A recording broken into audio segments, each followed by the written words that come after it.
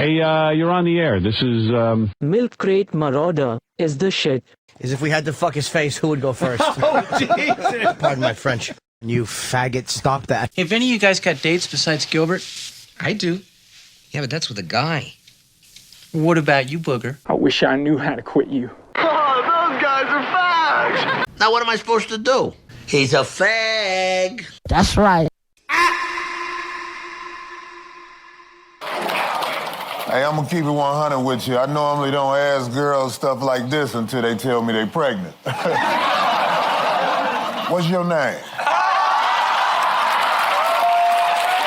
But I also was on the ticket, quite honestly, you know, because I could code talk to white guys watching football, fixing their truck, doing that I could put them at ease. I was the permission structure to say, you use your tongue prettier than a $20 whore.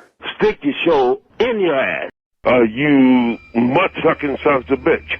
You know what I mean? all right. Well, good morning, everybody. I'm very excited because sitting in on the show today are two funny dudes in a loose mood. You might recognize Adam Carolla and Jimmy Kimmel, the hosts of The Man Show from Comedy Central. These are two Americans that needed to get in here and bond. Yeah, we are. With our audience. What?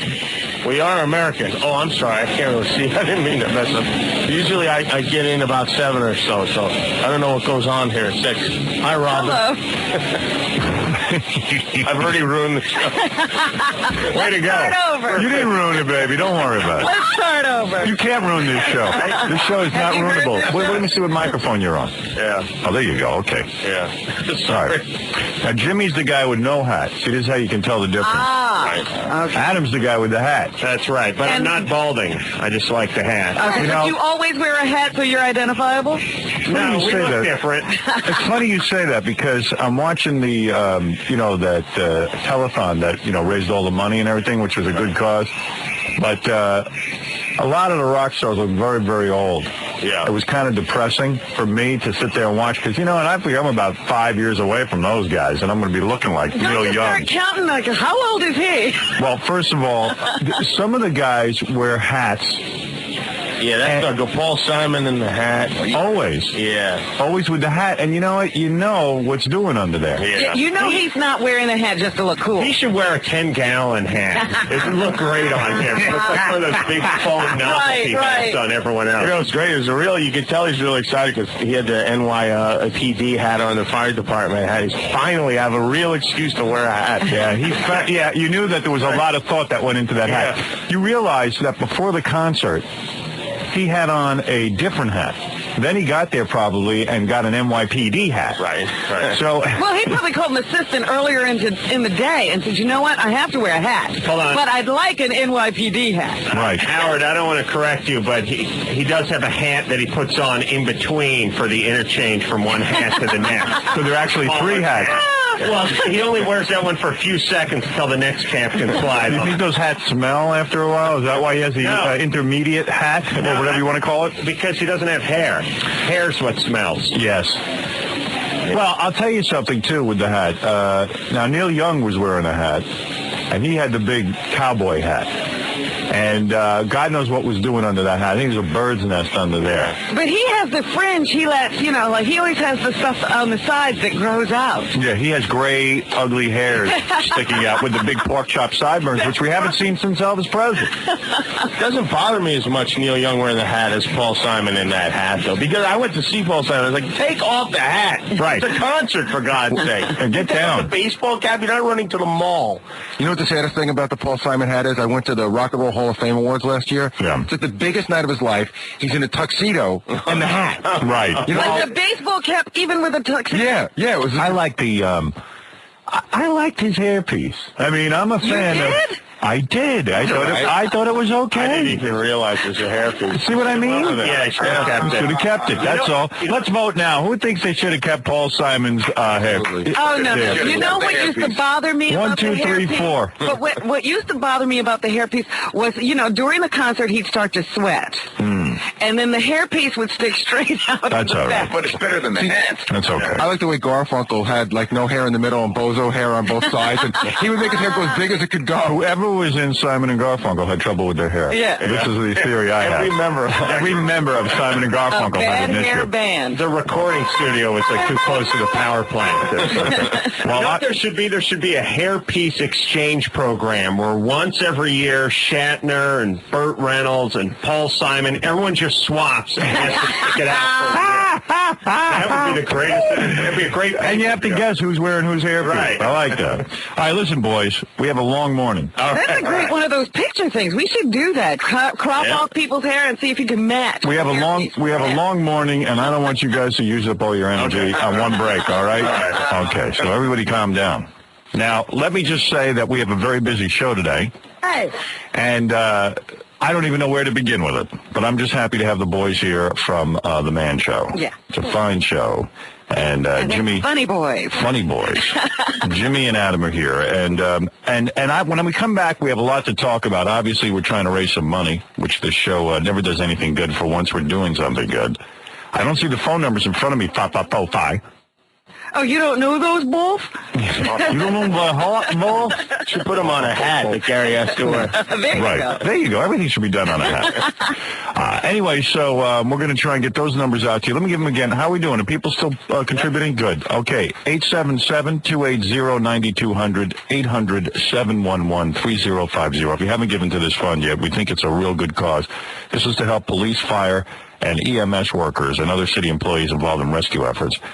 And if you guys could just, find it in your heart to even give just $5, with the millions of listeners we have, we could end up raising a lot of money and really making a difference in these, in the families' lives, the families of these brave heroes. Okay? I heard another story that was just heartrending this morning as I was coming in. There was a funeral for a firefighter, a captain, yesterday. And he had been severely burned in 1998 and rushing into a burning building. And he came back to the fire department after a long rehabilitation to go and work again. And then he died in the World Trade Center. He's the father of 5. Well, that's exactly what this money is for. So if my audience could just, pull it together, anybody out there is listening, it doesn't have to be like some $10,000 contribution like Donald Trump made yesterday or goldenpalace.com or Dr. Sakalabra. If you can do that, great. But if you can't, just, $5. That's all I'm asking. 877-280-9200. And, boys, you evidently were very brave during the World Trade Center fiasco. What'd they do? Tell everyone your brave story. I woke up early and watched what happened on TV. Oh, wow. Because you guys usually don't wake up till noon, right? Yeah, about 10:15 or so normally. Yeah, right. So I want to just commend you for that. Thank you very much. I watched from bed. Right. I had a message from my stepmom on my machine because I shut my ringer and wake up at 10:30 in the morning, and she said, "Turn the TV on," and then hung up, and I thought, "Oh, I must be on TV." Because you're a very shallow man. Why didn't that bitch tell me what channel I was on? You're on every channel. All right, we got to take a break, and we'll be back right after these words. Hi, this is Gene Simmons of KISS, and I have seen more ass than a toilet seat in the ladies' room in a busy airport. I can pull a woman's panties down with my tongue. I have had so many women howling from sex, it sounds like a goddamn kennel in my bedroom. And you're listening to a man who watches Japanese enema tapes with his pants down, of course, while he dreams of being me, Howard Stern. 95X. This is the Howard Stern Show. Howard Stern.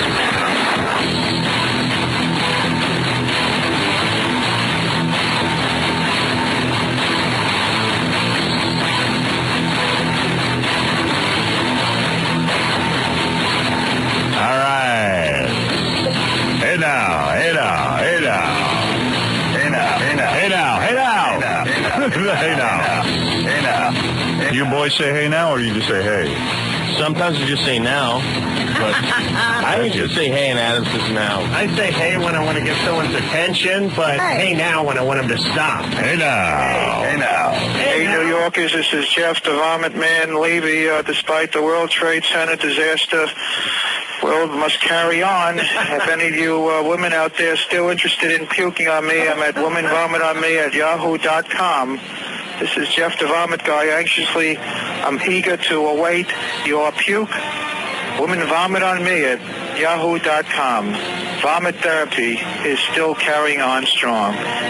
Thanks. Adam and Jimmy are on the Comedy Central station with The Man Show.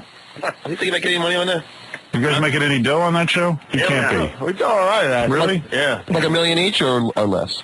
Right in there. Right. Really? Yeah. Comedy Central's paying that much now? I'm shocked. I'm going to have to leave this station. Hey, now. Because Comedy Central is so infamously cheap. Every time I tried to do something with them in the past, Well, I think before South Park, I think South Park changed everything. They said, hey, if we have a successful show, we can make money off of it. Right. That kind of gave them an idea that maybe they should put some money into some of the programs. Yeah, have some more successful shows. I think it gave them money to put into the programs, and what happened. Yeah. So, but, it's all right. It's not bad. No, that's real good. But life goes on, you got to continue vomiting on people. Yeah. Well, listen, some of the best shows are when people vomit on each other. This internet is a real miracle. This guy, our limo driver last night, brought us in from the airport, and he was telling us that he got up the morning of the attack, and he didn't realize that it had happened for 3 hours. I said, what were you doing? He's like, well, I was on my computer, and Adam's like, did nothing popped up or anything? He's like, no. And they were like, I said, you were whacking it, weren't you, for 3 hours? He's like, He's doing They his don't porno. break into those porn sites, huh? They don't break in with a bulletin? I mean, they really should. Yeah, that's the beauty of pop-up it. you're looking for. I tell you, porn on the internet for me is not great, and I'll tell you why. I was on a website last night looking a wank, and Really? I don't know. I was just gonna. You know what it was? Benji sent me an email of one of the girls who used to come on our show, and she actually asked me out on a date. She's a porno star. Oh, yeah. And so that's really good masturbatory material if the girl wants it. I mean, which is very rare. All right, so now you're going on to You look go for right her. to it. Yeah. What was the website again, Benji? What's that girl's name? It's Tabitha Stevens. Yeah, Tabitha Stevens. Right. So Benji sends me a password and a whole thing so I can get in. I'm not paying for it. I'm sorry. Right. So I get the password and I log on. Lo and behold, it is so confusing. I'm looking for Tabitha Stevens specifically, but Tabitha Stevens on her page has other girls that she sponsors. So every time I click on one goddamn girl, it's not Tabitha Stevens, it's a different girl. And I have no interest in seeing the other girls. I want to see Tabitha Stevens. And there's no way of telling which one she is? So then I go and I click. Who remembers what she looks like? So then I click over to individual pictures of two girls getting it on. I figure one of them's got to be Tabitha Stevens. Each time I click for the individual picture, I got to wait for the picture to come up. I need rapid succession. Yeah. Right. Then you go to the video, the sound, or something isn't there. There's no video. I couldn't find any video on the Tabitha Stevens. Is there video on there? I think so. You do? Yeah, I got the same thing. Like, it was just, there's so much stuff on it. It's too confusing. How could a porn site be complicated? So I finally, now I'm 20 minutes into this search. I haven't pulled my pants off, and I'm waiting. Have you lost the urge? Yeah, a little bit. And I'm looking through the goddamn thing, and all of a sudden, I hear knock, knock, knock on my door. It's my assistant, Laura. I have to close the whole thing up and go through the whole process again, which I never got back to. Yes, of course. Because I was so busy, I was watching a tape. I finally got to see the tape of that telethon, all the different artists. And I'll tell you something. I was very impressed. I got to tell you. I was impressed. Yeah, it was good. There's a couple of funny moments and stuff on the thing, but for the most part, the performances were very good. And I'm going to tell you something. Some of the performances were good, but I found myself fast-forwarding through them. Yes. Now, for Because I example, watched it on tape, too, and I did fast forward. I'll give you an example. I don't know why. It's just individual music taste. Sheryl Crow's song I liked, and I sat through the whole thing even though I wanted to fast forward through it. That's right. I kept saying, I'm going to fast forward, but it kept hooking me in. I don't know what this song was. There was about 10 zillion black people behind her, and she sat at a piano and sang. It was good. Neil Young did Imagine, the John Lennon song. That was great. I sat through that. Sat through the whole thing. Bon Jovi. You were saying you thought the song was inappropriate. I sat through the whole thing. I thought they were good together, these guys. I didn't say it wasn't a good song. I thought it was sat through the inappropriate. whole thing, too. But did you want it Dead or Alive? I did Hell is for Children. No, Living on a Prayer. Living on a Prayer was fine. Dead or Alive would have been even more appropriate. Bruce Springsteen, I'm not a huge fan of. I know everybody is, but I didn't know what he was doing. I liked his song. I didn't know what he was doing. I fast-forwarded right through. Stevie Wonder, I love. but I can't sit through a song. No. I fast forwarded, and it must have gone on for hours. He doesn't know how to end. He doesn't know how to end. He will never stop. He can't see the guy saying wrap it up. Well, maybe that's it. You think that's the problem? Yeah, somebody ought to work out another system. Why don't they just smack him over the head when the thing's supposed to be over? All right, the Dixie Chicks. I got something to say about them. The fat Dixie Chick. The middle Dixie The Chick. middle Dixie Chick. The Dixie Pig. Well, whoa. Wait a second now. She's gotten heavy, but I got to tell you, I never saw a more beautiful face on a girl. That's right. She's gorgeous. Adam went on a date with her once. Is that right? I went to the Grammys with her, yeah. Talk about that. Yeah. How do you end up going on a date with This is actually a great story. Was she as fat as she is now? Fatter, right? Oh, please. Please, the microphone adds 10 pounds. You know. Yeah, you stand behind that skinny stick, you look big. Right. You went out on a date with her? Yeah. Well, do you have a minute? Yeah. What? I got 500 hours. Go ahead. Because it's a little bit of a story, and Jimmy factors in here quite heavily. Okay.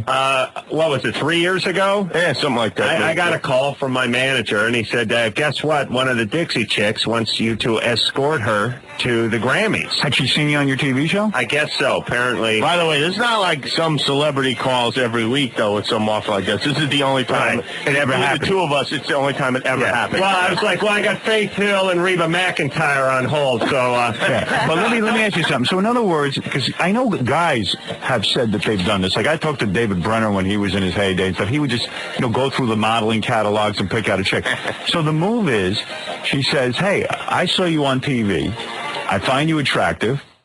I want you to escort me. Yeah. Oh, my God, that's such... And you're saying... Wonderful thing.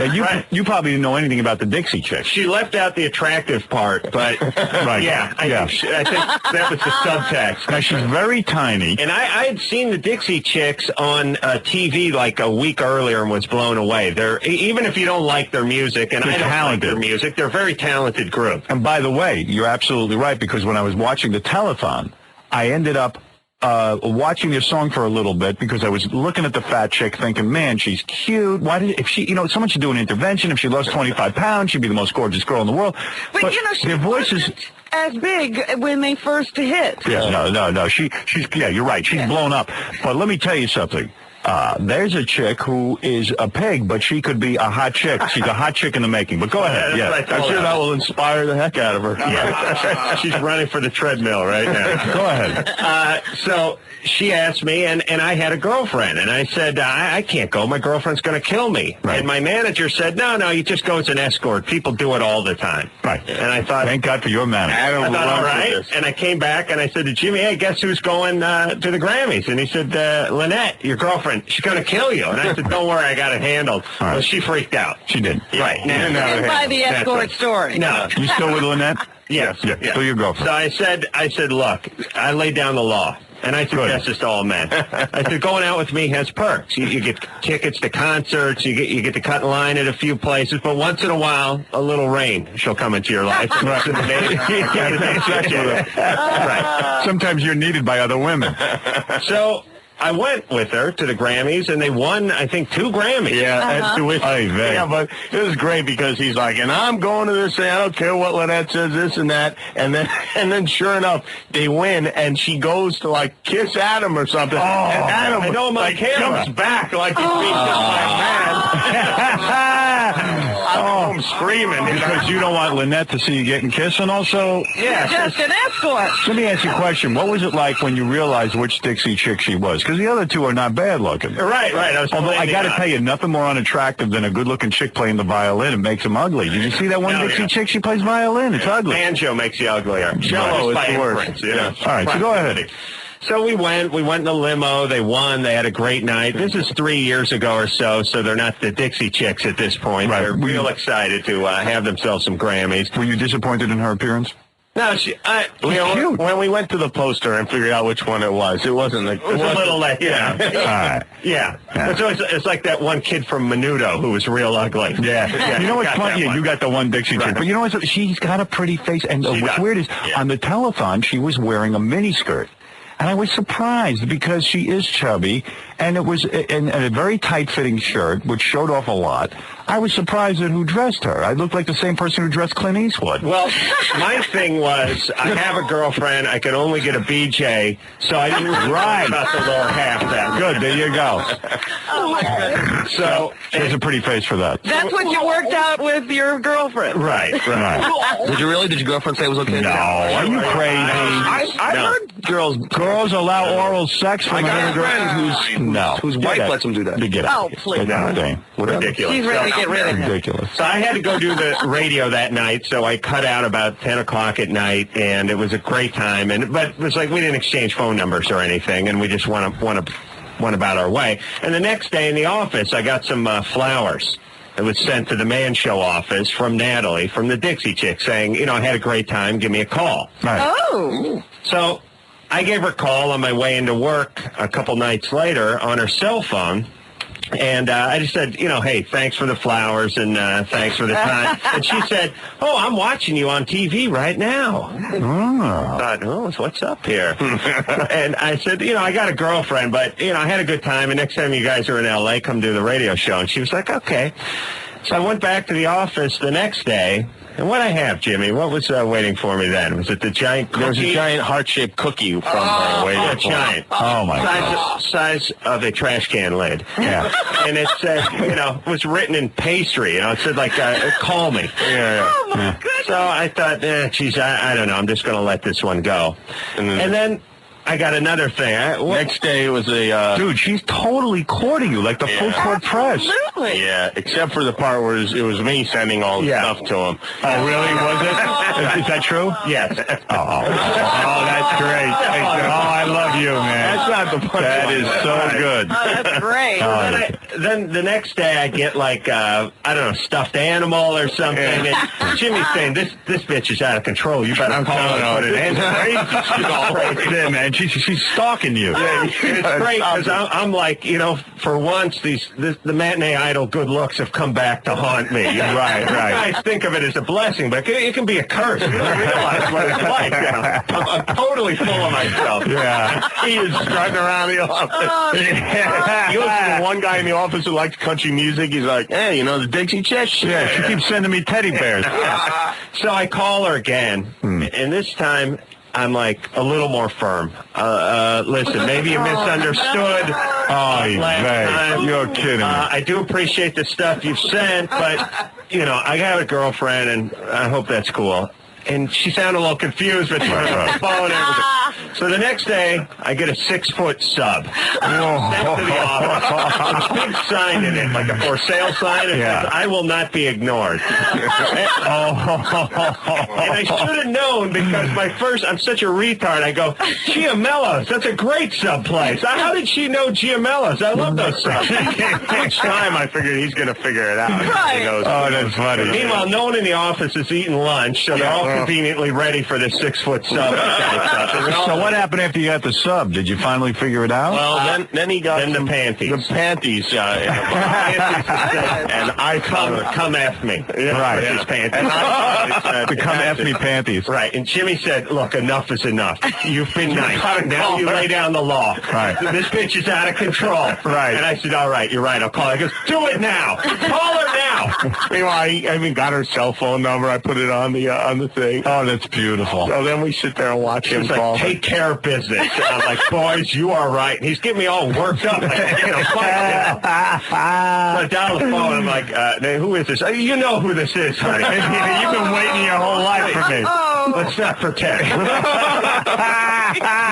She's at a pottery barn in Tennessee with her mom on her cell phone when I call. I'm like, look, I appreciate the flowers, which she now just figured her publicist sent. Yeah. So she just went, yeah, fine, no problem.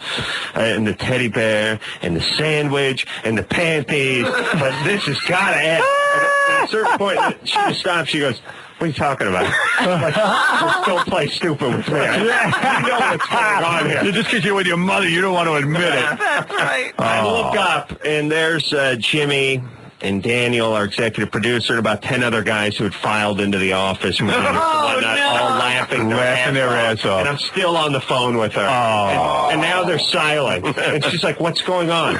I think you're insane. What did you say? He goes, what did you say? Did you explain to her? It was one of those moments where I go, I need to process this because my mind was racing and I was still thinking she may have sent the panties or something, anything. Not the panties. Right. And I just told her, look, I'm horribly embarrassed. I'm sorry. I'll never call you again. How's that album coming along? Is that what he said? Small talk. Ay, vey. That's a beautiful story. Yeah. Oh, I love that. Friends you have. Yeah, we're great guys. Well, I was watching the Dixie Chicks, and it's a weird makeup because the two taller chicks who are good-looking, they play instruments that don't make you hot. Like, right, they're not hot instruments. They're not even playing violin. It's like they're playing like, what do you call it when you play the violin? Banjo and fiddle. Fiddle. They're playing fiddle. Fiddle is violin played by a drunk guy. Yeah, you don't.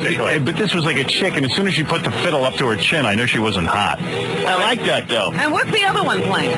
Banjo. The school, yeah. Or like mandolin. Yeah, ugly instruments like mandolin and stuff, like Stills and Crofts. Harp and stuff. Yeah. Her parents, I think they're sisters, and her parents just figured, look, we got two hot blondes here. We got to keep them in the house somehow, otherwise they're going to be pregnant at 14. So here's a mandolin, and here's a banjo, and here's a fiddle, and it's going nowhere.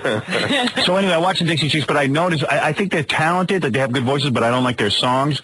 So I fast forward through the Dixie Chicks. I think that it's the bigger one, the middle one, who has really all the talent. So the other two are just there. Yeah, she's like the lead singer. Yeah. So then there was a good song done by Fred Durst, the guy from Limp Bizkit. I went out on I dated him. You dated him. I didn't like that version so much. What was that song they were singing? The Pink Floyd, yeah. I wish you were here. I was surprised how good Fred sang. Really? Yeah. I don't know. It seemed like the other guys were actually singing, and he was kind of like... Well, there was only one other guy singing. Who was the other guy? Dolls guy. That was the Goo Goo Dolls guy? He dyed his hair black. Oh, that's what I thought that was. Oh. And then, but Fred Durst and the Goo Goo Dolls guy sang, but the move by Eddie Vedder is to just sit there and play guitar. He doesn't sing. So he's just being cool. And wearing the shorts and the whole outfit. Still trying that bit? Yeah, like he doesn't sing, he's just playing guitar. But then later on, Eddie Vedder comes out and did his song. But again, I love Eddie Vedder and I love Pearl Jam. Fast forwarded right through the song. Oh, no, I had to sit through Really? the whole What song did he do? Yeah, he was good. Don't know the name of the song. I don't remember what he did. That's what I'm saying. All I'm telling you is what I fast forwarded through. Billy Joel, love Billy Joel, think he's one of the most talented guys in the world. New York State of Mind, heard it a million times, fast forwarded through that. Thought it was a nice touch, putting the fireman's hat on the piano. But did you notice Billy Joel has become... like Jackie Gleason. Well, he's heavy, growing and growing and growing. He's heavy and he's bald. I mean, hey, the guy was never a charmer. I mean, he never was a physically handsome man, but he still got laid. To be thin. Yeah, well, he's let himself go. Looks like he's got a thyroid condition. His eyes are bulging out. Maybe he's been using Jerry Lewis's trainer or something. Yeah, could be. And the other guy that I was watching was Wyclef Jean. And I love this guy. I love the way he sings. He was doing some kind of Jamaican reggae thing. He had a chick behind him with the belly shirt, black chick, one of the most gorgeous black chicks I've ever seen in my life. Fast forwarded through it. Really? I got tired of it. Now, the thing I like is the celebrities answering the phones. Yeah. Because, as we mentioned yesterday, Jack Nicholson appears not to really be talking to anyone except hot chicks because he's laughing and having a great time. Yeah, they're all crying. Like James Woods is cracking up like a maniac. James Woods wasn't even answering the phone. He's busy networking with Jack Nicholson. They're talking to each other. And celebrities forget why they're there. But the funniest one is Penelope Cruz is taking phone calls for pledges, and I'm saying, this bitch can't even speak English. She's going to screw up. Probably the tally would have been $200 million. They probably lost $40 million on her answering the phone because she can't speak. And half that one time she stood up, I think she thought standing would make her understand better. Well, I don't know, but Penelope Cruz, at the end, Willie Nelson singing, and they got a whole bunch of people singing God Bless America, and Penelope Cruz just keeps her mouth shut. She ain't from America. She doesn't know anything. Oh, yeah. I think she's the perfect girl for Tom Cruise because from what I hear, his head's completely empty. Yeah. So they can just suck out any kind of brain power there. I like watching the actors sing. They're not sure what they should be doing, if they should really be belting it out or not, because they're around these. But they also all want to be singers. Yeah. That tentative moment where Goldie Hawn belts it out because she thinks she's a singer. Yeah, right. She's just nuts. Kurt Russell's got his arms all over her, and he's right. Why don't they just put down the phones and make out? That's what I think. You know what I was wondering? I'd love to see a list of the celebrities who wanted to be involved but were not allowed. Well, I'll tell you who. I'll give you one right now off the top of my head. I don't know if it's for real, but it's in my mind. Diana Ross, but she's not good enough anymore to be a part of the A-list. She's not A. Liza Minnelli, still not A-list. Not A. Yeah. I'll tell you who else. Michael Jackson was rejected, actually, because they thought it'd be too much ego. Not A. Really? Yeah, ironically, one of Liza's biggest songs was Liza with an A. Yeah, there you go. She doesn't have the A anymore. She had to record Liza with a D. All right, Celine Dion. I know Robin was saying it ain't right for some Canadian woman, French-Canadian woman, to be singing our national anthem. Or whatever the hell she sang. God bless America. God bless America. But that broad's got some voice. But she's got Jay Leno's chin and a nose that needs a nose job. In fact, you forget how big that chin is. She's been away for a couple of years. It was frightening when she looks like Popeye when they shoot her from the side. So, and then, of course, the ultimate chutzpah award goes to Kelsey Grammer's wife. At the end, all of these big celebrities are up there singing behind Willie Nelson. And sure enough, Camille is there. In the middle of it. I couldn't believe it. On camera. On camera, Camille. My wife was like, what the hell's she doing there? Well, she's got irritable bowels. Yeah. So those noises you heard in the background were her. Probably because the producer, Frazier, was on the plane. They didn't want to start trouble and kick her out, you know. Al Pacino got a bad facelift a couple of years ago, but I tell you, he looked pretty good on there. But he was really funny. Settled in. He was like a statue standing back there. Yeah, he was calling the headlights. He didn't move and he didn't sing. Chris Rock didn't look comfortable singing patriotic songs. Or speaking. Yeah, Did you see him? The tragedy that happened was a terrible thing. Screaming at the top of his lungs. Chris Rock is good at being a stand-up comedian. That's what he should stick to. Stop doing any other thing. That's it. All right, let me take a couple of phone calls here. One thing about that Dixie chick Yeah. who stalked Adam, who Yeah. didn't rightly Well, stalk she Adam. started to stalk me. She actually bagged herself a good-looking guy. She's married and has had a baby, so some of that is had a baby fat. Oh, baby fat. Yeah, but she's married to that Adrian Paz. I'm going to kill that son of a bitch. Yeah, you want her back. Damn straight. He took your girl. Yeah, and was that Halle Berry I saw on that? Yeah, at the very end, and she was sort of singing, wasn't she? Yeah, she was trying to be normal and everything. And by the way, Mariah Carey at this point, I feel really bad for her. Yeah. I mean, she came out, she's singing, and yeah, everyone said she was hefty. She was a little hefty, but listen, when you're in rehab or a mental institution and they're putting you on kind of drugs, I don't know if they put her on drugs or not, but it does make you hungry. I think she looked better with a little weight on her. No. I gotta tell you something. Skinny. I feel bad for the girl. She was singing, and by the way, I sat through her whole song, Hero. You have to. Yeah. You want to see what'll happen. It's like watching Judy Garland at this point. Yeah. And, you're looking for signs of craziness. She didn't sing as well as she usually does. I thought she sang great. She didn't sing She the way sang- she normally sings. Yeah. Didn't she sing Meatball Hero? She seemed a little unsure. Yeah. In a way. Well, anyway, I actually felt bad. I'm heartless and I felt bad. Should we call our hotline to see? Yeah, I got to get that hotline on today. Oh, my goodness. All right, let's go to a couple of phone calls. What were you going to talk about, Johnny Boy? Did you see Who Wants to Marry a Prince last night? I want to talk about that in a second. Let me take a couple of phone calls. Sit here. We got to talk about Who Wants to Marry a Prince. One other thing about that special, though, is they were in a blank studio with no audience, and it is kind of hard to deliver a song to nobody. I got to tell you. So that was kind of weird. I tell you, I liked it. I liked watching it on tape, and I fast-forwarded through most of it. Yeah, but I'm just saying, when Mariah Carey's walking around, she's looking for somebody to react to, and there's nobody there. I didn't watch any of the actors actually deliver the stories because the stories get me too depressed. Yeah. You didn't watch Clint Eastwood? Yes, I did. And by the way, whoever dressed him, I mean, how do you let the guy... First of all, two bad things happen to Clint Eastwood. Bad camera angle. When you shoot... When you hold the camera from the bottom and you shoot up, that's what they used to do in Lon Chaney movies and Dracula movies. To scare you. To make people look scary. If you put the camera low and shoot up, especially on a tall guy, it looks scary. Somebody buttoned his jacket. He looked like he had the hips of an elephant. But, it also looked like it was buttoned wrong. I didn't know. It was all askew. It is really horrible to watch people get that old. Yeah. It is horrible. Clint Eastwood was the coolest dude on the planet. Absolutely. I hate watching it. And he was cool for a long time, too. I mean, he was in his 50s and had big arms. And was cool. He's still pretty cool, though. I ran into him. He, of course, had no idea. It was about 3 years ago. He was getting into this limo outside. I think it was like outside the Oscars, and he had like 6 chicks getting in the limo. And really, my car was parked like 3 miles from the. And he goes. We said, "Hey, Clint, will you give us a ride?" And he's like, "Sorry, fellas, I'm traveling with the ladies tonight." Oh. And just slammed the door. How old are you, dudes? I'm 33. 37. Hey, see, let me tell you something. I'm 47 now, right?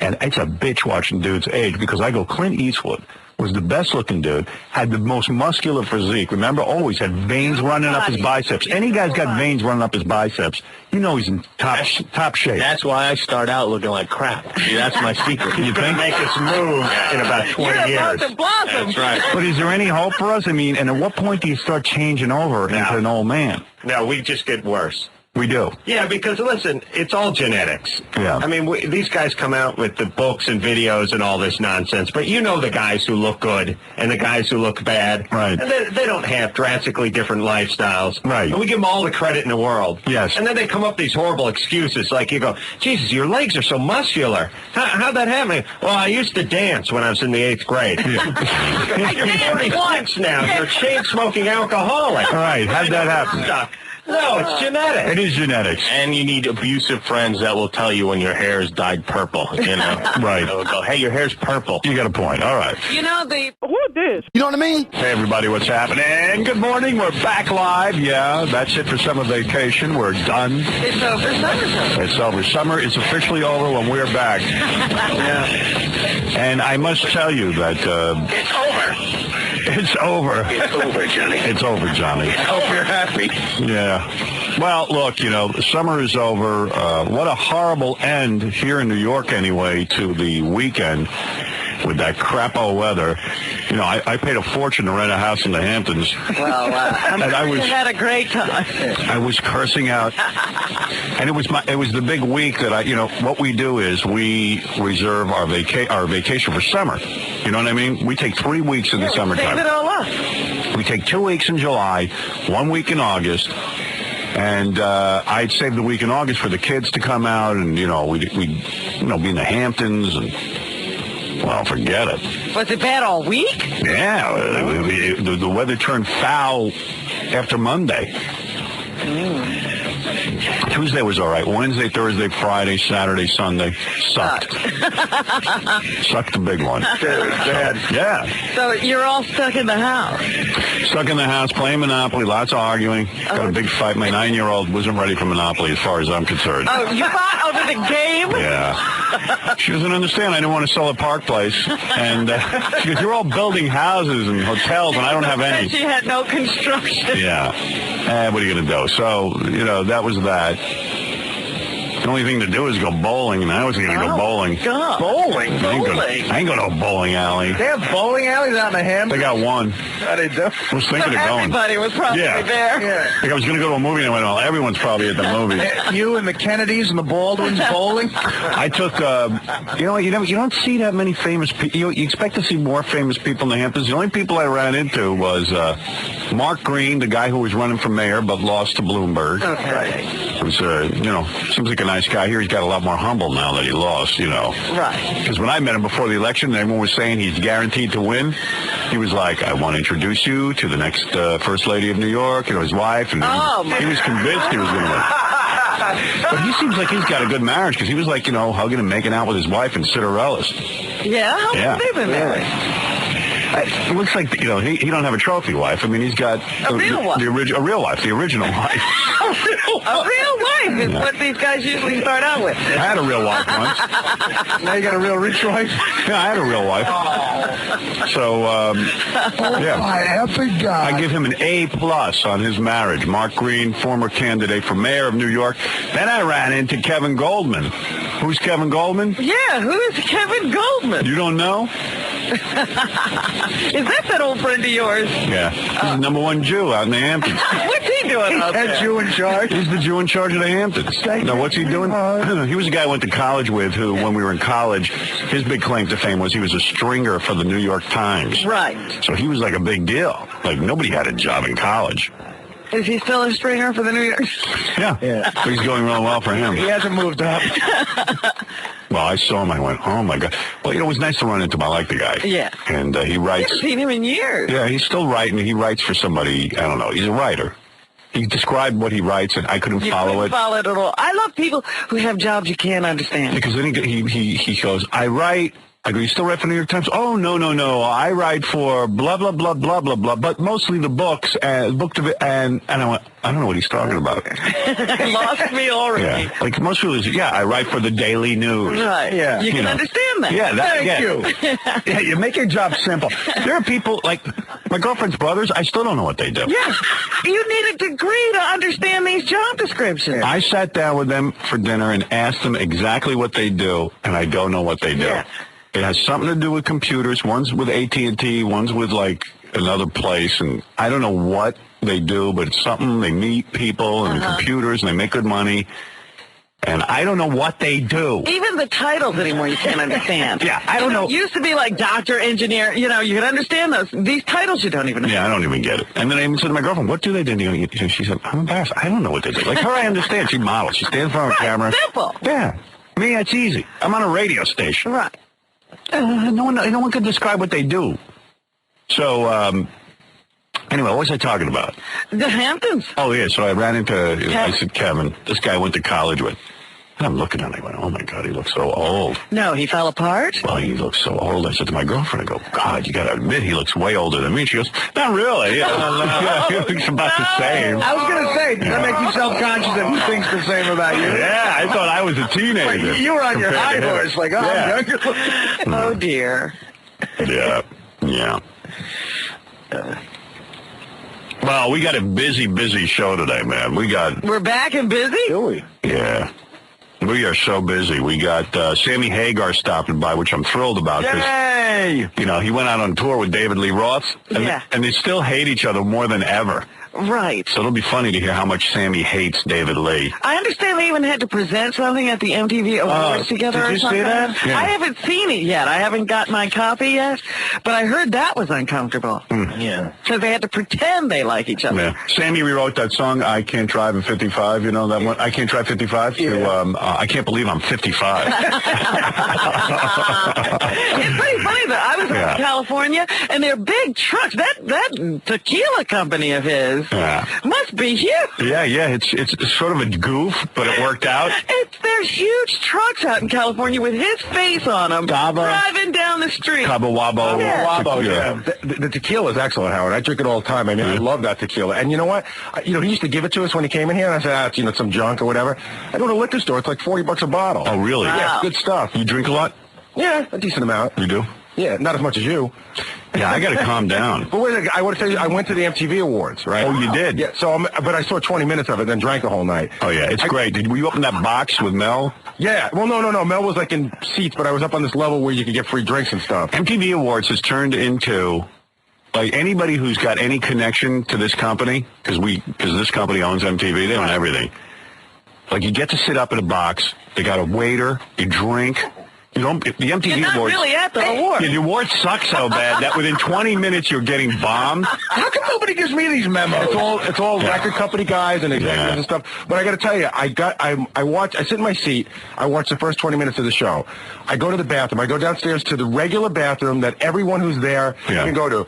And who's leaning against the wall right before you walk in, talking to anybody who will talk to him? Sammy? David. Oh, David Lee Roth? David Lee Roth. So I spoke to David Lee for like 20 minutes. He wants to come in later on in the week. He says he's going around now doing acoustic versions of Van Halen on radio shows. Oh, good. I want to hear that. I want to hear but he was, Sammy, they got to put a wall between us. He overreacts. But, I'm making him sound much more normal than he sounds. You know what I mean? Boy, I remember the days when you couldn't get near David Lee Roth. He was a superstar. Great. Now he's standing in the bathroom. By the way, he's an usher. We got to talk about the MTV Awards because we were, off the air at that point. We got to talk about Axl Rose. I mean, what happened? I haven't seen that either. Well, what did he look like? The other sad story of the night, Howard, is Axl Rose, because when the whole event is done, I was with Ross and a couple of people.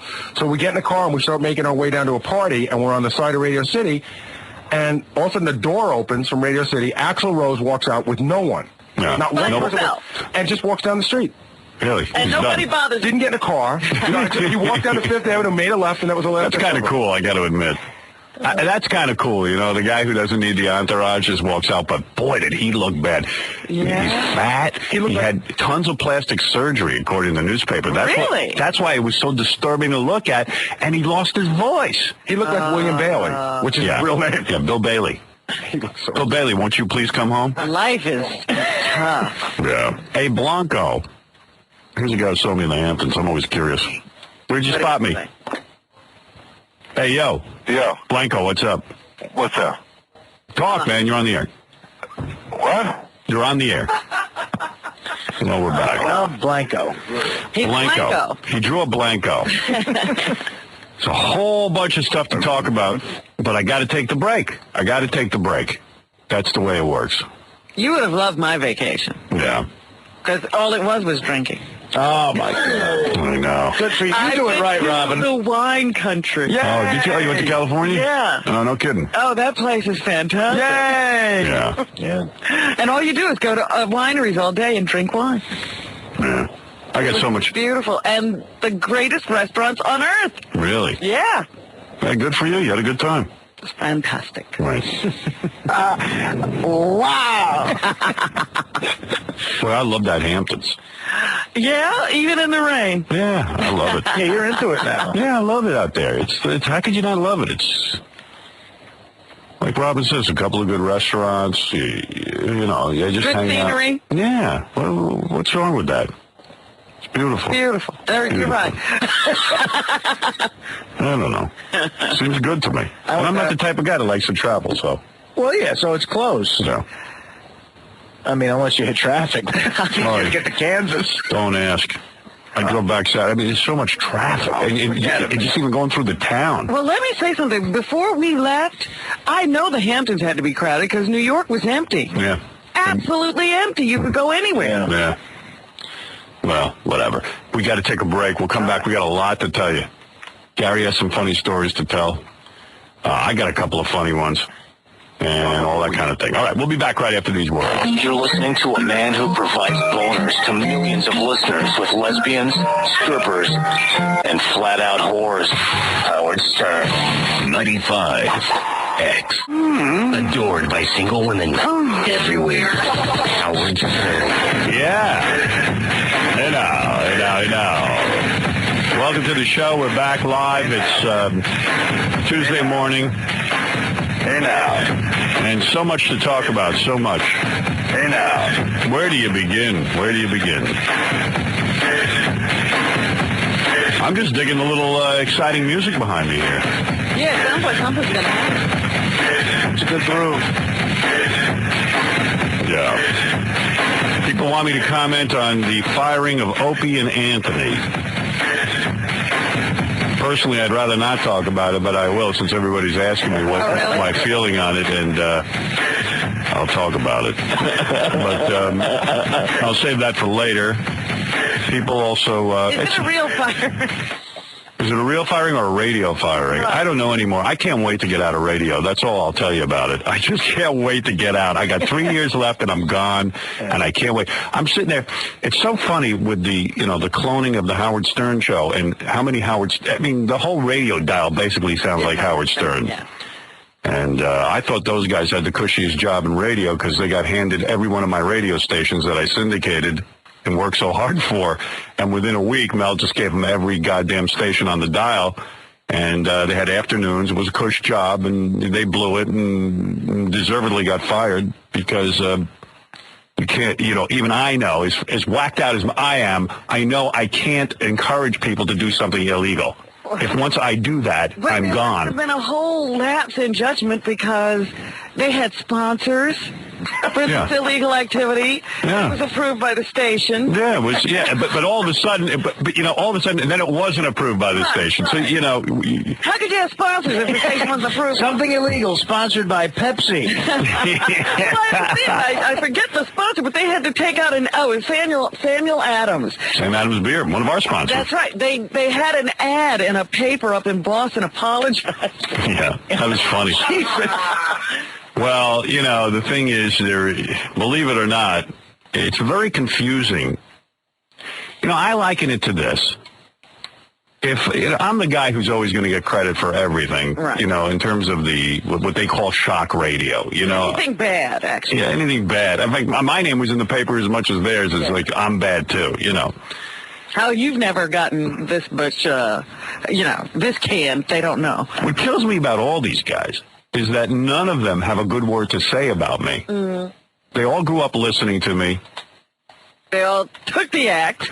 And then they want to get on the air and badmouth me and talk about part of the act. Yeah, and talk about because that's what you do. That's what I did with Imus. So you got to, you know what I mean? It's part of the whole act. That's right. You got to hate everybody. I was when I was in the Hamptons, I'm listening to the radio, and this dude from Florida, Bubba the Love Sponge. Oh yeah. His name is like Tony Schwartz or something, but now he's Bubba the Love Sponge. They were announcing that he was coming on the radio somewhere.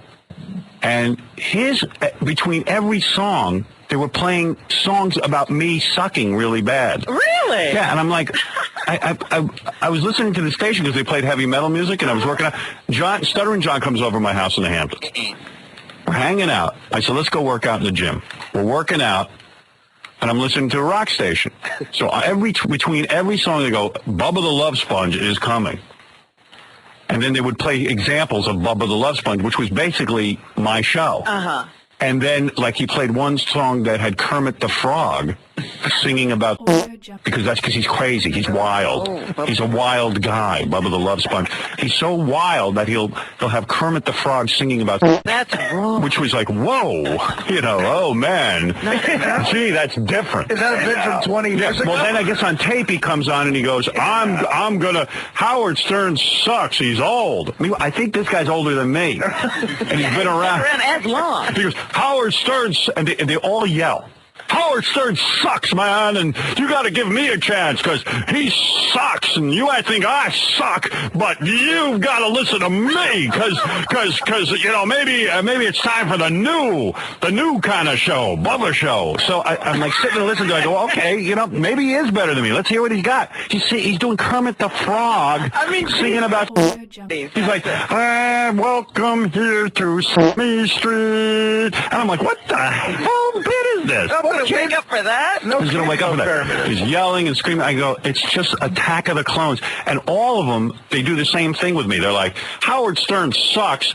You turn on his E! show, and all you see is naked women. But he's got Kermit singing. And then he announces, we got naked women coming in on the show. I mean, that's funny. What an idiot. Well, loser of the week during the Opie and Anthony firing had to be Jay Moore, the comedian, who used to, as you reminded me, used to stand online to get in the door here to try to be on my show. Yeah, he used to hang around hoping we'd notice him. But those guys put him on, so then all of a sudden he's giving interviews how bad I suck, and when he turns on the E! show, all he sees is naked women. But those guys got fired for naked women having sex in St. Patrick's Cathedral. It's like I said. It's like literally Attack of the Clones. Yeah, it was so weird because we were working out and I listened to these guys badmouth Howard. I'm like, "Is this fun?" He goes, "No." I just want to hear music. Right. The guys. Yeah, enough of that. Because John goes, I'd be really mad. I go, mad? I go, this guy's devoting an entire show to how bad I suck. But it was bad bits. It was bad, like, song parodies. Yeah, right. And then he's like, and the guy's saying how old Howard is, but this guy's been in business 15 years. The guy's I mean, he's been around we've been hearing that name for 15 years. Well, what killed me was Opie and Anthony were working for this company, and they came here, their whole act was bad-mouthing me, and I went, wait a second. Aren't you the two guys who came down here for the Jackie Martling song parody contest when and aren't you kind of the same age as me? They were like 42. Yeah. So it took you 40 years to figure out to imitate me? I mean, so anyway, so they got fired, and someone said to me, well, what do you think of the fire? And I go, what's the difference? They're just going to replace those guys with more clones. In the wings. Who cares? Come on. I just think they blew it. They had a good deal going. No one will hire them now. Why? Because bad judgment. Dude, don't encourage. All you had to do is not encourage anything illegal. Well, they've been, the most flagrant.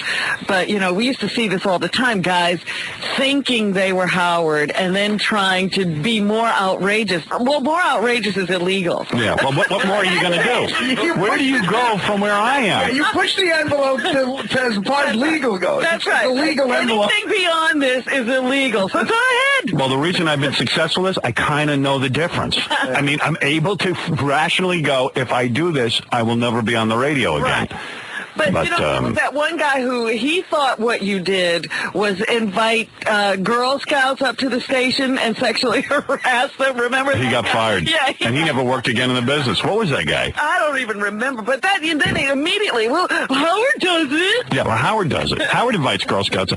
Well, today I want to announce something. Is Kidnapping Day. Anyone in my audience who kidnaps a child will win. I mean, what are you going to do? I mean, you gotta use your head. It's Kidnapping Day today. Oh, really? Okay, fine. Well, you know, brought to you by Dial a Mattress. But it really doesn't impact me because, you know, what am I going to tell you?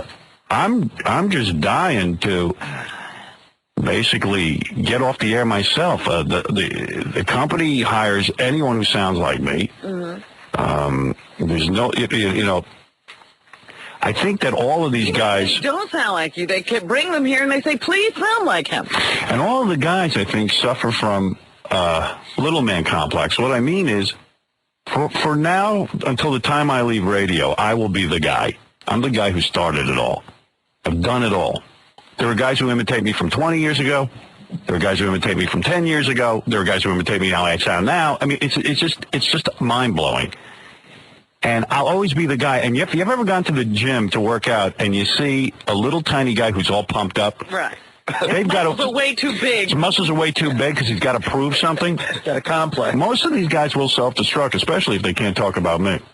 You know what I mean? It's just very frustrating. Ken Stevens, who I understand got fired as well, and deservedly so. I couldn't be happier about Ken getting fired. Ken has been the biggest skunk on the planet to me, the biggest traitor, two-face. I said, and no one will ever believe this, but I'll tell you the truth. I sat down with Ken 2 years ago, and I said, if you don't muzzle those two douchebags, you're going to be fired. They're going to bring your ass down. And he said, I warned him. I said, they're completely trying too hard. Like trying hard in a bad way. And he said to me to screw off, basically. Oh, good. And I said, okay. You know, okay, do what you want, dude. But once clones can't talk about me, there's they implode. They implode. Clones implode. The implosion of the clones. Well, it's true. They figure, what are they going to do to top you? So they're going to do something. Well, it was funny. Out of line. I was reading the paper and would say, "Well, don't worry about it. They'll just get another job." You know, you don't get other jobs when you break the law. The FCC will be down on your ass. And there's another thing too you got to understand. When you get syndicated, and I started the syndication business. I don't think there's anyone who would argue with me. No one said a morning show could be syndicated anywhere. And I started it, and I worked slowly. As you syndicate from market to market, more and more heat comes on you. When you're just doing a local show, there's no heat from the FCC. When you syndicate, there's big heat. It's a tricky move, and nobody knows that. Nobody knows how difficult it is to syndicate. You're dealing with different markets, different sensibilities. Every time you go into a new market, new heat is brought on you. Every time I start a new market, FCC gets 50,000 billion complaints. And then the heat comes on me.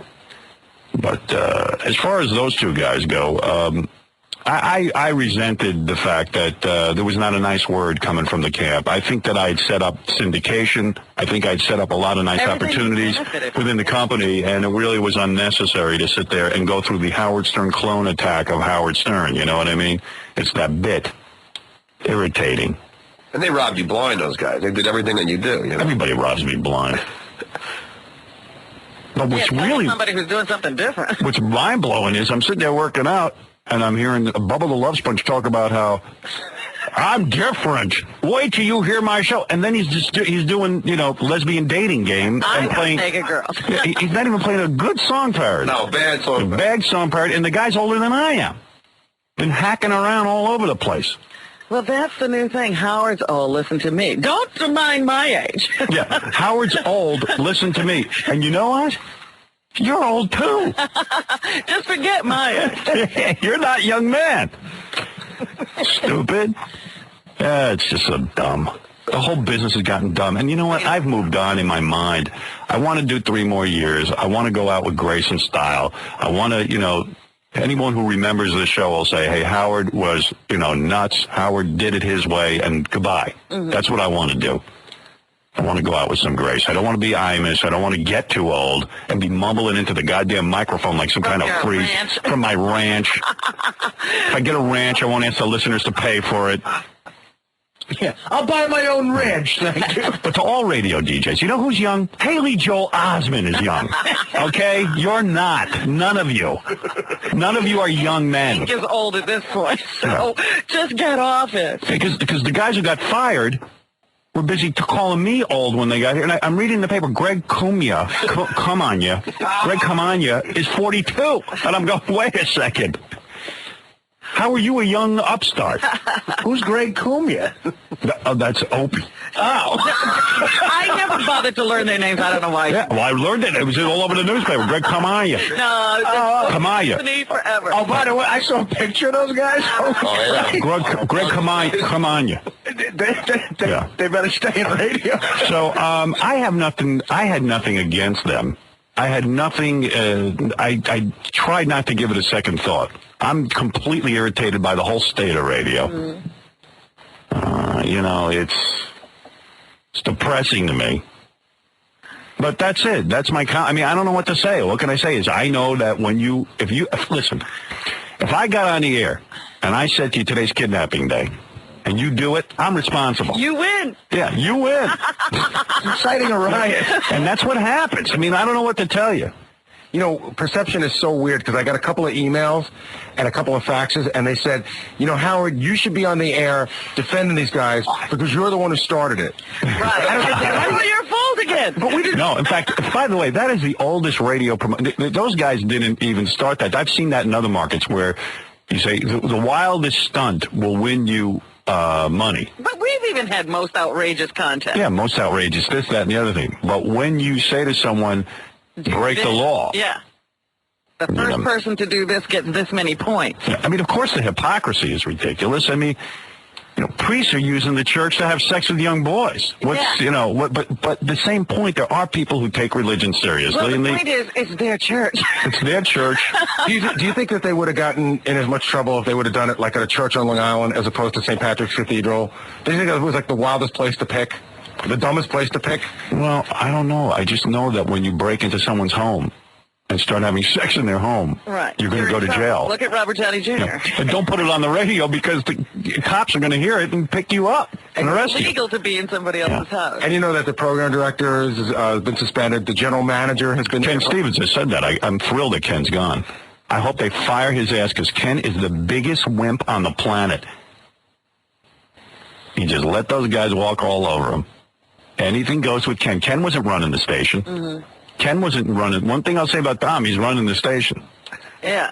Badly, but he's running it. I made a joke to Tom about Ken Stevens, and I was like, I'm not going to laugh at Ken's demise. Ken's demise is the most welcomed demise in this company. Ken not only was ruining one radio station, he was ruining two, and completely unable to say no to anybody.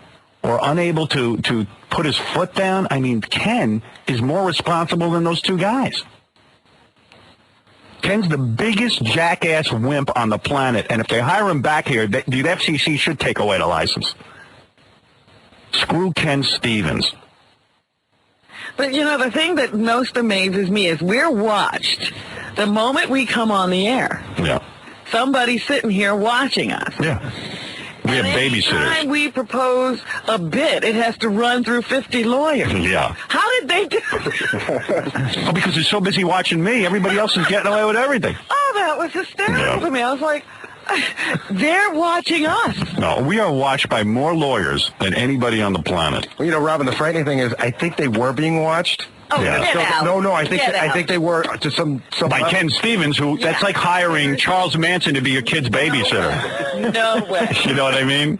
If you're being watched by Ken Stevens, you're not being watched. Things we have proposed have gone on to become major television shows, and we have not been allowed to do them. Right. It's true. Remember we used to watch Japanese television stuff, and we said, let's do a show where we bury people in roaches and stuff? Well, that became Fear Factor. Howard, you know what? And our lawyers wouldn't let me do it. I was on with the lawyers with that for I'm not kidding around when I say it could have been 7 to 8 months of like back and forth. And I think they just were trying to wear us down till it went away, which it did because it wore us down. Right. And then it became that big show. Yeah, well, Ken Stevens is more responsible than anyone for that fiasco. And, you know, I don't even care anymore. You know, let everybody get on the radio and bash me and say what I suck. But I know the truth. The truth is... There would be no you without him. None of these guys would be on. And unfortunately, all of them, in order to prove that they're the greatest, have to literally break laws because I've done everything. What are you going to do differently? Well, it's like how would Keith Richards' kid possibly rebel against him? You have to blow himself up. Yeah. Well, yeah. You know, I'm not going to shoot heroin. You did that. I'm blowing myself up. There you go. Most of this is to get my attention anyway. Absolutely. You know. Let's go to Melrose Larry Green, who claims that he has tape of Jerry Falwell bad-mouthing me. Yes, Melrose. Good morning, Howard. Hey. All right, I've got Jerry Falwell talking about you on a show, I think it's called Hardball. And he's, I'm ready. Ready for it? Yeah. Okay. Jerry Falwell. Biggest con man in the country. Let me know when you're ready, Howard. Yeah. Okay. I'll make it real loud. Jerry Falwell's a con man. This is unbelievable. Children and believe that there are absolutes in this world, and that the Bible is the Word of God, and that God is love and cares for children and families, you would take this gentleman's position. But if you do care about children and family and values and faith, and about your country, morality and decency, then the FCC should have a long time ago cracked the whip on the Howard Sterns and much of what is in primetime television. You hear? Yeah. Well, you know, that's the problem I have with all the clone shows. They get me in trouble. Right. They're not themselves. They're the Howard Stern. Yeah. It's not. They don't even use these guys' names. It becomes Howard Stern, which has got to be frustrating to them. That's why they got into trouble in the first place, because they're trying to distinguish themselves from being Howard Stern. Imagine every time you do a bit, they go, oh, it's Howard Stern. Yeah. So the whole format is called Howard Stern. And then if these guys go stepping over the line, Jerry Falwells of the world come after me, and then I got to sit there and deal with their boycotts and sponsor boycotts and all this stuff. It's just like a bunch of bees come out of the nest as soon as somebody does something dumb. You know, this is what I got to deal with. So I'm done. 3 years, I'm out. You know. You can listen to Bubba The Love Sponge in 3 years. He's the worst. Yeah, you can. I mean, you could have him. He is the worst. I heard him in Tampa. He's the worst. He can sing sodomy songs to you all morning because he's wild. He's a wild man. He's the new guy. He's crazy. You know, come on, give me a break. You're crazy. Where were you your whole career? Probably spinning top 40 records and doing nothing. You know. Hey, Melrose, kiss my ass some more, will you? Howard, can I tell you what? I'm going to Texas tomorrow. All right, go ahead. I'll be at the Long Wharf Theater Thursday night. All right, good luck to you, Melrose. I'll call you from Texas. Call me from... He's going to go see a show in Texas. No, I'm performing. I'm headlining. Really? Yes. Headlining. Go to comicspotlight.com for more details. All right, we will. Now, listen, Howard, I also have tape of the Grease Man talking about you. Grease Man? Where'd you hear him? The Grease Man? Well, you know I have no life, and I really have no life more than ever now. Well... Where was the Grease Man? The Grease Man was on a show with Robert Peters from Morality and Media. It was the O'Reilly Factor. Oh, the O'Reilly Factor. See, I saw Grease Man. That's the other thing that happens, too. All these shows now will do... But they'll talk about me. Something wrong with radio shows. Yeah, something wrong with radio shows. I saw Grease Man on Crossfire, I think it was. Oh, my God. But they were talking about the whole Opie and Anthony thing, but it was funny because, first of all, he was the only guy in the panel I recognized. The other three people were radio people. I'd never heard of them. Yeah. One of them was on a station in New York that I'd actually never heard of. WEVD. Right. I don't even know what that is. I don't know. So they're all on the panel, and they're talking about Opie and Anthony and you and everything. But Grease Man now, he only wears a suit now. Remember how after he made those bad comments, he had to get in a suit? Yeah. Now he wears a suit, so he looks really odd because of that pulled back face in the suit. Yeah. What do you have, a facelift? I don't know what happened there. What is his profession now, though? I think he's got a radio job. Somebody who does something stupid in radio. Yeah. He produces Bubba The Love Sponge show. Imagine the only reason you're on the panel is because remember he made those comments about pulling black people behind a car? Yeah. So that's the only reason he gets to be on the panel because he's already done it. And he's already been stupid. He's already been stupid, right. And gotten fired for it. Oh, it's just radio is such an embarrassment. Howard, it's just so embarrassing. Yeah, go ahead. I got some type of guy talking about you. Then we go into Greaseman. Does he still talk in that dumb voice? From time to time. Just slips in. The Greaseman. You know what he did? He was talking normal about it, and he was saying, like, you know, well, I've been there, and what they did was wrong, and then at the very end, he'll go into that voice. It's very strange. It's like Tourette's. Did he find a job? You know, he was on in the Virgin Islands for a minute. Do you remember that? Yeah. Well, they fired him when they heard that he was broadcasting to black people, and when they heard that he said he wanted to drag black people and kill them. Yeah. You know, I guess they got wise. And don't forget, that's the second dumb thing he said about black people. The first dumb thing he said was that if we kill 4 more people, about Martin Luther King's birthday, if we kill 4 more black people, will we get a week off? And that one he got... That one he got a warning for. Yeah, that one he got a warning for. The dragging black people, he just got fired for. Right. And then he had to go visit the family and put the suit on. Oh, God. I remember the wife getting up and saying she almost left him. She almost got on a plane and left him. I had my ticket. Mrs. Greaseman. Nice lady. Oh, my goodness. Yeah. I got Greaseman here. Go ahead. This is Greaseman. He's got it all. On a text. On the air, Lord knows. I live in a glass house myself. The deal is, I don't think they'll come back with a major company right away because major companies are afraid of protests and people wandering around and shareholders getting nervous and stock prices going up and down. But I think in time, if they've learned from this brutal acid test of what works and what doesn't work, they could find a local station with an owner with some guts and probably resurface back to where they were. Mr. Peters, what impact do you think this kind of radio has on young people? Well, I'm a media watcher, and I don't know how many times over the last several years I've seen articles specifically on the decline of civility in the United States in public life, affecting people of all ages. Oh, it's so boring. And I don't say I've never read an article where the impact of media hasn't been mentioned, but it was... What's a media watcher? He watches radio? Right, he watches the radio and television. To some extent, a decline in civility. Where's your Greaseman? Yeah. It affects some of us adults. I didn't know there was some guts. I know there was guts you hired.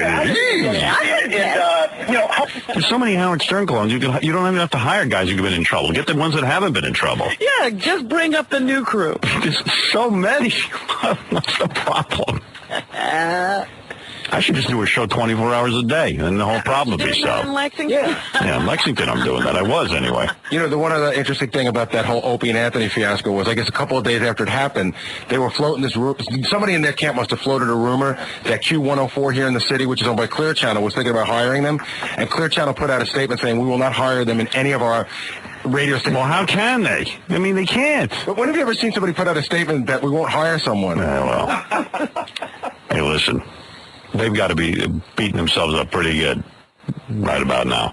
Well, now would be the time to interview them. Yeah, we'll interview them now. You want me to get them? Sure, get them. We'll book them. See if they'll play the gossip game. Opie and Anthony win friends. Why don't we have our own pal? Greaseman, Opie and Anthony, all of them. All of them, yeah. Get them all on. Days on. Will they get naked? Maybe we could ram something in them. No, wait a second. Spin the wheel? Let them spin the wheel of sex. What was the guy's name that killed the pig on the air and got in trouble? Bubba the Love Sponge. Bubba, yeah. Because he doesn't know what to do. We'll get them all. Get them all. I'd love to see Greg Cumia leapfrog with a naked bench. No, I'd love to see Greg Cumia paint Anthony's Opie's balls. Right. So there you go. Or eat a marshmallow. Yeah. How about that? Yeah. Out of some guy's butt. Wow, wow. We're different. We're wild. We're wild. We're wild. Everyone's wild. Everyone's so wild. Well, I said to the company when they started doing all the clone shows, I said, listen, you guys have clearly decided to embrace the clone shows. Just, you put out an edict. I don't want them talking about me. I'm not talking about them. I'm just going to do my 3 years and I'm out. It's enough. And that evidently drove everyone crazy because part of cloning me is to criticize me and attack me. Right. It's almost like we get a review of the show every day. Yeah. Part of the show is like you could have to do 2 hours on Howard Stern sucks, Howard Stern's old, Howard Stern blows. Howard Stern, all he does is have naked women on and they go, okay, let's show some naked women. Wouldn't that whole weird thing too, Howard? You said, hey, I won't talk about them, they won't talk about me. And isn't that the reason why Pat Cooper doesn't talk to us anymore? Yeah, because well, I'm glad he supported them. Yeah. It's just so funny. So the whole thing is that there is a line. even I know it. You cannot break the law. You can't. You just can't break the law. Even if you just say to someone, go in and rob some cigarettes out of someone's house, and I'll give you $100. That's a robbery, and then you get punished. And rightly so, I guess. And you only get points for that. You don't win. Yeah, I mean, I don't even think those people won the contest. They got points. Did you see them, by the way? Yeah. Would you want to see them? Well, one of them now is in real trouble. Evidently was on probation, and now the probation officers. Probation? Yeah. Oh, my. Because it was so worth it. Oh, Jesus. I think he got to go on a vacation. It's so funny, though, how everybody in this world wants to be famous for anything. Yeah. When they were dragging that woman away in shackles, she, raised her hands and waved to the crowd. Yeah. Well, I think they thought it was all a big joke. Right, they thought Opie and Anthony would save them. Yeah. Opie and Anthony's going to save me. It's just a radio bit. You coppers are dumb. You don't know who you're messing with. That's right. Greg Toomey is bailing me out. You can pretty much get listeners to do anything. I mean, Absolutely. holy Christ. Absolutely. Well, all right. There's somebody out there who'll do it. There's a real annoying thing going on in L.A. When I listen to sports radio, I want it to be just two sports nerds, no comedy, nothing. In L.A., they have sports guys who do you. And it's really annoying. In between scores and stats, they'll try to throw in comedy bits like you. You just want to punch the radio. Howard, they had that in New York. You throw it out the window. They had that in New York, and I would listen when we were on vacation because I like sports, and I'm like, oh, cool, sports in the morning. And all of a sudden they're like, now some girl's going to come in and get naked. I'm like, where's the guy doing that score? Yeah, right. They were doing naked chicks on the sports show. Yeah. Oh, my goodness. Yeah, some things don't mix. I mean, It's all right just to do sport. But I guess what killed me was that it just what angered me out of all of it, and it's not over by any means, and Opie and Anthony or any of those guys. I mean, at least if you were inspired by my career, just shut up and do your own thing, and God bless you. Go have a great life. Don't be so consumed with me. You know. Don't be so consumed with me. And what I would do and what I think of you, and just mellow out. Do your thing. You had it made. Just do my bits. There's 20 years of material to choose from. Yeah, you could have been there forever. Anyway, so no one over at that camp was nice to me. So good riddance. That's all. On to the next project. I'm giving you my master plan. I'm out in 3 years. This is it. And the whole catalog will be yours. Yeah. Everyone can do whatever they want. You can hear it done well, so you've got free reign. You got 3 more years of hearing it done well, or at least in an original way. I felt like every time I programmed Best Of, I was giving him material. Well, John and I were working out, and then, it was like Bubba The Love Sponge is playing a song about how I'm unoriginal. And I went, oh, my God, you got to be kidding me. Call me anything, but not unoriginal. You fat ripoff artist. You country hillbilly who finally woke up. It's almost like good riddance to Opie and Anthony. And now here's Lester and Max, two 15-year-old upstarts from St. Louis. Yeah. Well, literally, I think there is a Lester and Max. Really? I know there's a Lexer or something like that. The Lexter. Oh, God, I was making that up. One of the guys from one of the markets are on and says, hey, the Lexter is on against you. I said, really? The Lexter? What's he do? He goes, well, he gets a lot of naked girls. The Lexter. I go, okay, well, what can I do? What do you want me to do about it? Let me worry about that for 2 seconds. Yeah, I mean, what am I going to do? And everybody wants the only thing that I resent is that every time one of these guys gets in trouble, I'm the one who's dragged in the media. I'm the one who's... Yeah, the spotlight shifts right back here. The FCC's now investigating me again. Yeah. Because they got no one else to investigate. Well, if they're doing that, let's see what Howard Stern is doing. Yeah. I do have to say it made you look good with the company. Tom was going around crowing about how you're a genius and you know where the line is. You know what? Just be quiet, because Howard saved his butt. Right. By getting rid of the grease man for him. We were talking about it. He was saying, you know what? Howard would never do that. He knows how to do it. Those guys don't. The grease man could be right here making those stupid comments. Yeah. Thanks to Tom. I'm lucky I got my job. I mean, you know, it's a good example of. Aren't you pretty sure you could get High Pitch Eric to do anything? Yeah. Oh, but you saddle that. I could tell High Pitch Eric I'm going to give him $100 if he goes out and kills 2 people. And kill it. Yeah, I'll do it. I'll 2 people. I'm going to do it with a body bag now. Yeah, if I said to him, like, go out and kidnap 2 young girls and bring them here. And bury them in your backyard. Yeah, bury them in your backyard, but just put a straw in the ground so they can breathe. Okay, what do I get? An Xbox? That's fine. Ooh, I'll do it for an Xbox. I'll do it. Hey, you're actually right. He told me that he would kill for you. Yeah, he told me that. And that's the truth. God, he would definitely kill for you. I bet you could get him to swallow gasoline and swallow a match. Oh, I know it. Wait. But you don't. Yeah. Let's just see what you... Hey, High Pitch. Hey, Alex, what's up, man? If I ask you to kill some people, will you do it? Will I do it? Yeah, for a prize. I mean, a really good prize.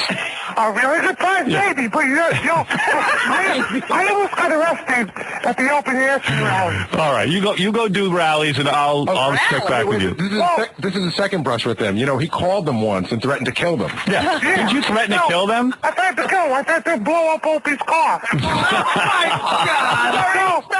That's what I mean. I mean, Eric will do anything for a prize, and I'm aware of that. I mean, I'm careful not to encourage him. Well, the funny thing with Eric was nobody told him to do that. That one he thought up on his own. He didn't hear direction. You see, but I would be blamed for that.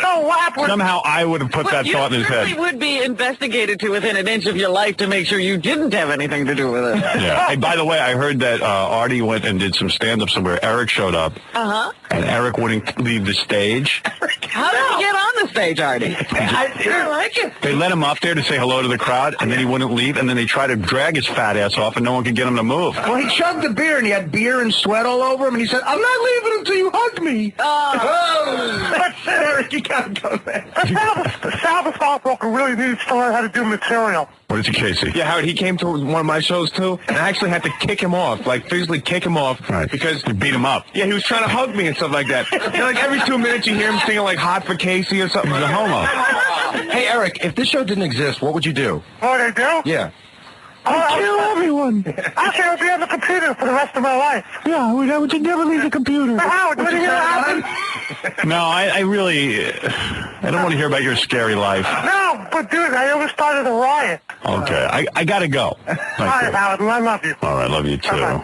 He could be the world's most annoying person. Yeah. You can get him off the phone, off the stage. He clearly is the world's most annoying person. John and I got stuck in Detroit once with Gary the retard, Hank as drunk as I've ever seen him, and High Pitch Eric, and we decided that Eric is the one guy we did not want to hang out with. All I know out of this, I'm just trying to find music stations to listen to, and I can't find them. No. There's so many Howard Sterns on the air, I can't even find a music station. Just play music. I'm working out in the gym, and I got the heavy metal music on, and every other thing was Howard Stern sucks. Jesus. In between songs. John goes, how can you not turn this off? I go, I want to hear music. They got me stuck here. I think it's amazing. It's amazing. Hey, Mike, you're on the air. Yep. Hey, Mike, you're on the air. Lower your radio. Yeah. Yeah, I was just calling to let you know what was going on with Grease. The Grease? Yeah, the Grease man. You're really into him, the Grease. You know his career? Nah, it's okay if you're a fan. You can admit it. He listens to, but he's not a fan.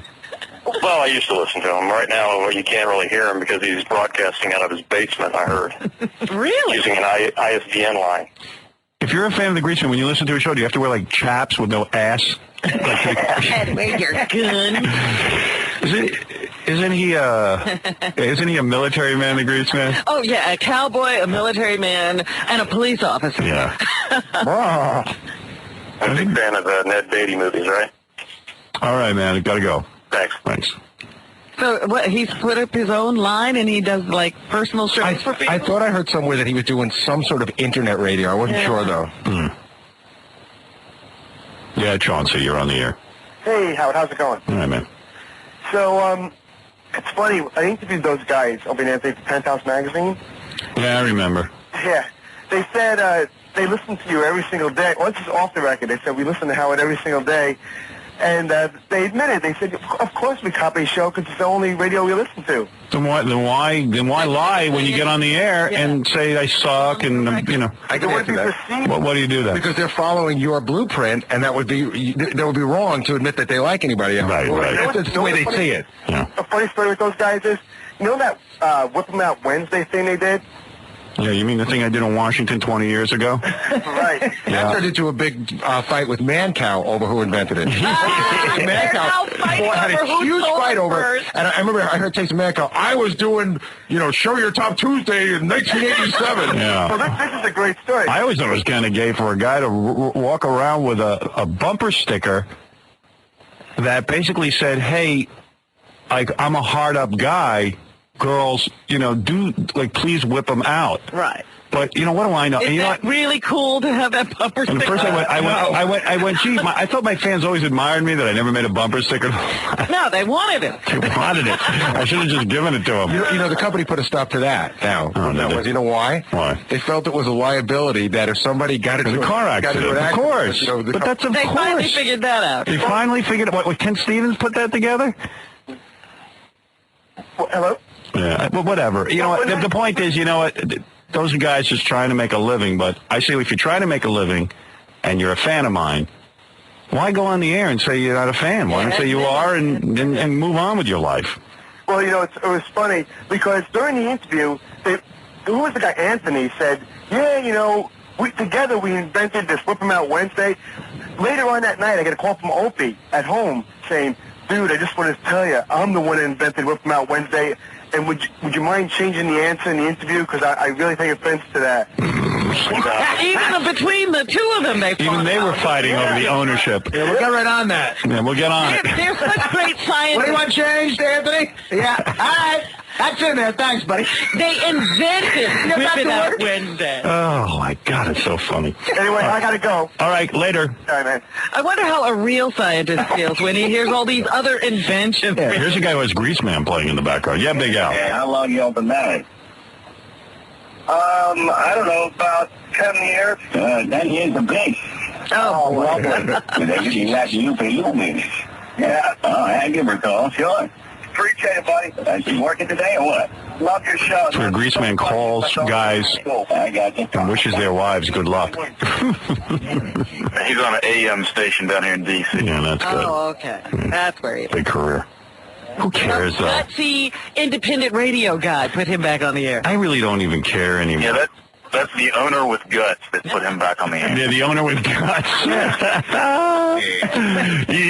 Yabba-dabba-doo. Free reign in L.A. Couldn't wait for me. It's the same thing it was 15 years ago.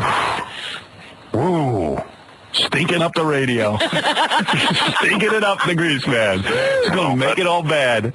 That's where he is. Yeah. And doing the occasional interview when shock jocks get fired, like he gets to comment on it. He puts on a suit and he goes out there. It's so weird because the first time I on a suit because he's a businessman. The first time I heard his show, he did it was a 20-minute bit about being in the jungle, and being Rambo and everything, and it had no punchline. It ended. And I said to the person who made me listen to it, I go, this has no ending. And they go, yeah, but it's the way you get there that's important. The way you get nowhere. The way you get to the unfunny thing. Well, with any luck, I'm gonna call Bubba the Love Sponge, see if I can borrow his Sodomy Street instead of Sesame Street song, so I can be groundbreaking. All right, hey, listen, I got to take a break. We'll be back right after these words. We have so much to get to.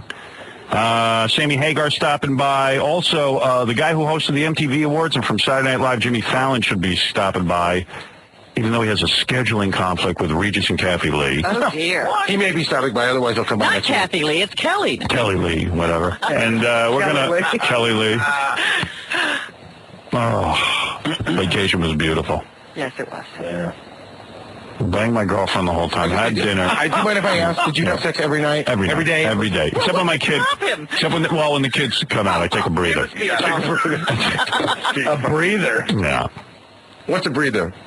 A day. Yeah. Came up for air. It was just grand. Great. All right, we're going to take a break. We'll be back right after these words. And now, the adventures of Crazy Cabbie. When we last left, Cabbie posed this question. If someone's bisexual, does that mean they're gay? Yes. Yeah. Then, dude, I'm going to ask you a direct question, Cabbie. Yes. Have you had gay sex? Yeah, I've had gay sex. Oh, no! Just when it couldn't get any worse. Have you done anal? Have I done anal? Yeah. Yes. Yes, I have. Next time, when Benji asks, Did the guy have a happy ending? It's the Howard Stern Show. 95X. Who is this? Hey, excuse me, baby. Do you have sex when you first meet somebody? No. I'll see you tomorrow. You know what I mean? Yeah, hi, we're back. Sorry. Yay! All right, we got to blow through a couple of things here. I could not find the Jerry Lewis telethon this year. Don't ask me why. By the time because Crazy Cabbie called me at home and said, you got to tune in Jerry. His head is the size of a watermelon. It's a float. And the MDA telethon with Jabba the Hutt. Yeah, it was. He said he looks like William Shatner now, but I don't know why he was. Shatner looks better than that. He was putting that shade. That was Cabbie. Ever since Cabbie got fit, he's been brutal on everyone. Everyone else is ugly now. Yeah. So let me see real quick. Jerry Lewis. I got a couple of clips. I didn't get to see the telethon. I tried to watch. You cannot watch Jerry. And Ed has to do the show sitting down. He looks like the crypt keeper now. Yeah, you know what I like about guys like Ed McMahon? Their teeth are still bright white. Like they've got those phony teeth. And why don't those guys look like, don't they realize their teeth look like 20-year-olds' teeth and then the rest of them look like 180? Right. There's all this decay and these beautiful teeth.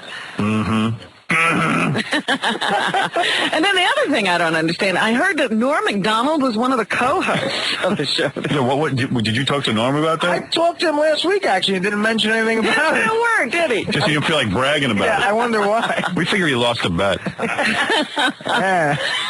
Ed McMahon has Justin Timberlake's teeth. I want him to give them back. But anyway, here's the telethon. I don't know what clips these are. We'll just listen to a little bit. If it sucks, we'll keep moving on. It's a very difficult question because the answer is my own. It's private. It's personal. And I say to them, it's important that I do it, not that I say why. Yeah, I should set this up, huh? It's important. The importance is that I... Does it matter? Well, it's Jerry pontificating that he does this wonderful thing and he won't tell you why. Every year you hear, it's a secret. Why he does the telethon? Yeah. I'll never tell. I just assumed it was because he felt bad for these kids who were sick. Oh, no, it's not just that. The secret is my publicist told me to do something. So I look like a good guy. My reputation. Why do you do it? For pussy. I don't know. Why does a man do anything? Pussy who? Pussy galore. Actually, stupid. Ultimately, you could probably trace it back to that. Yeah. Why he's doing it. All right, here we go. Jerry Lewis. This is him singing. He sings that song at the end of the show. The end of the storm, the golden sky, and the sweet silver song of a lark. Who's got Jerry in the death pool? Guess it doesn't sound good. Does he cry? What's going on? Well, of course he breaks down every time. Through the rain. Though your dreams be tossed and blown. What are the odds of me becoming the telethon host when Jerry kicks? I'd do it. You're going to race and try to get to the front of that line? Yeah, I want to do something. Something big. Wouldn't it be great if at the end of the telethon his head exploded? Well, if you really wanted to do something spectacular. Yeah. Walk on. Oh, walk on. What are you laughing about? I didn't know who to send money for, Jerry or the kid. Yeah, I'd just rather donate to Jerry. Walk up! Walk up! And you'll never walk alone. Yeah! You'll never walk alone. Man. Jerry.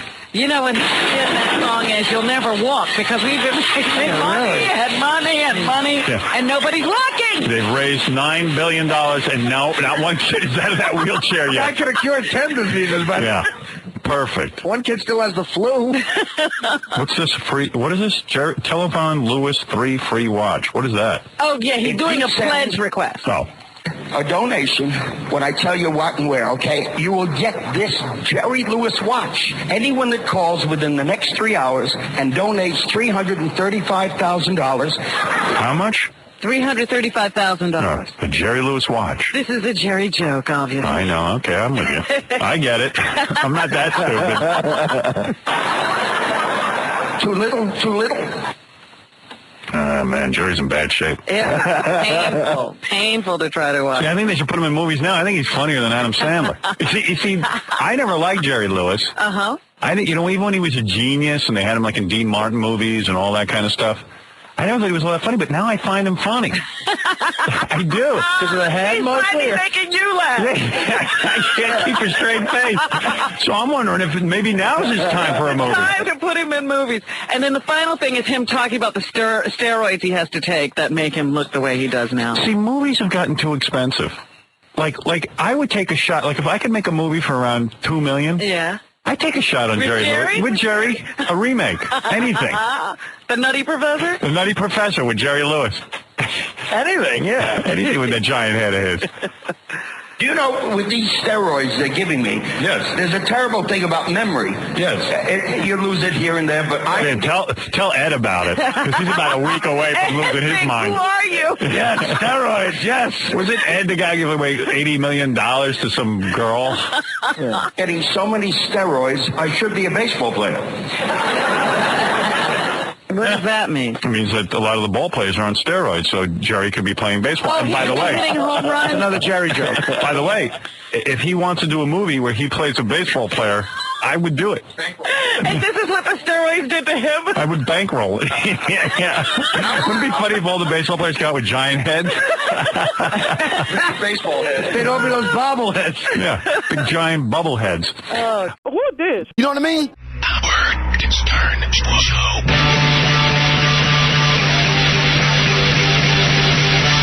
And now, what has become a tradition after Labor Day, got to hear how Jerry Lewis sang, "When you walk through the storm." Another record this year, by the way. 60 mil. Is it 60 mil? Yeah, a lot of money. $60 million. It's just then Britney Spears' tongue has fallen off.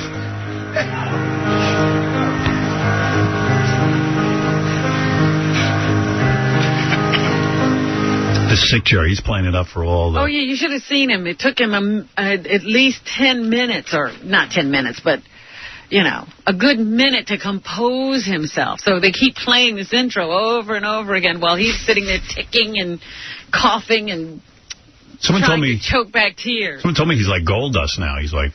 Hey, lady! When you walk through a storm, keep your head up high. It's weird because he's starting to look like Jerry's kids now. And don't His kids look better. afraid His kids can hold their head up high. They should be collecting for him. of the dark. At the end of the storm is a golden sky.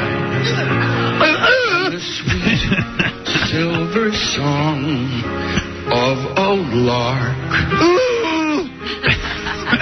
Walk on through the wind. Walk on. He's talking it. He's not singing. Though your dreams be tossed. Poor Jerry is losing that great singing voice of his. I know. Can't carry a note anymore. I like it better this way. And blown. Walk on. Walk on. With hope in your heart. And you'll never walk alone. Listen to that. You'll never walk alone.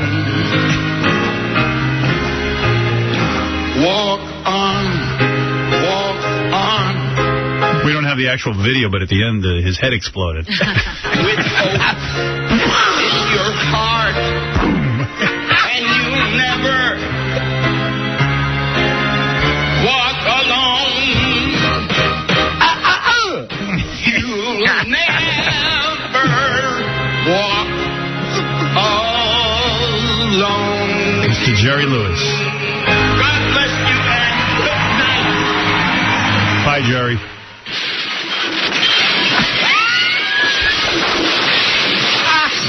Now explain something to me. How is his head exploding? You want me to explain that to you? No. Oh. Explain something to me, because I'm watching the telethon. And, of course, they have all the corporate sponsors come in and give big bucks. Right. But they claim that the $60 million you're seeing on the tote Right. is all from the people. Right. It's not the corporate money. That's right. Yeah. Then they made a lot more than $60 million. I don't know. The firefighters alone gave $15 million. See, I always thought that was all the combined money they made. That's what I can't believe. People called in to the tune of $60 million, and the corporate money is separate. If I was the firefighters, I'd keep the $15 million for myself. They deserve it. I know. I would just pretend that I gave Jerry the $15 million. Ed, let's check the new tote. Evidently, he was twitching like gold dust. Well, yeah, he's got ticks. Yeah. Don Rickles made reference to it. You didn't have enough going on. Now you got the tick. Now you're like a fat Jew whale. Like a Jew whale. Jew whale. Isn't this business weird, Ed? Before you know it, you're an announcer for the Jew guy over there. Fat Jew guy. The fat Jew. Well. I got to say, Ed McMahon, he must have come out of the womb sucking up. Yeah. Because he goes to Jerry at the end of the telethon. I have to think this was the greatest telethon ever televised. In the history of the universe? In the history of telethons. Even on Mars, where Jerry's head weighs double what it weighs on Earth? I think officially now Jerry's head is bigger than Rosie O'Donnell. Yes, Larry. Hello, God. Oh, come on. That's so nice of you. Thank you. I missed you so much. Thank you. You too, Artie and Robin. What's up? Jerry was on Conan the other night. Oh, give me tape of that. Oh, man, he was so obnoxious. He was explaining about the, hey, lady, about that signature saying of his. And he was explaining that it's not, hey, lady, it's, hey, lady.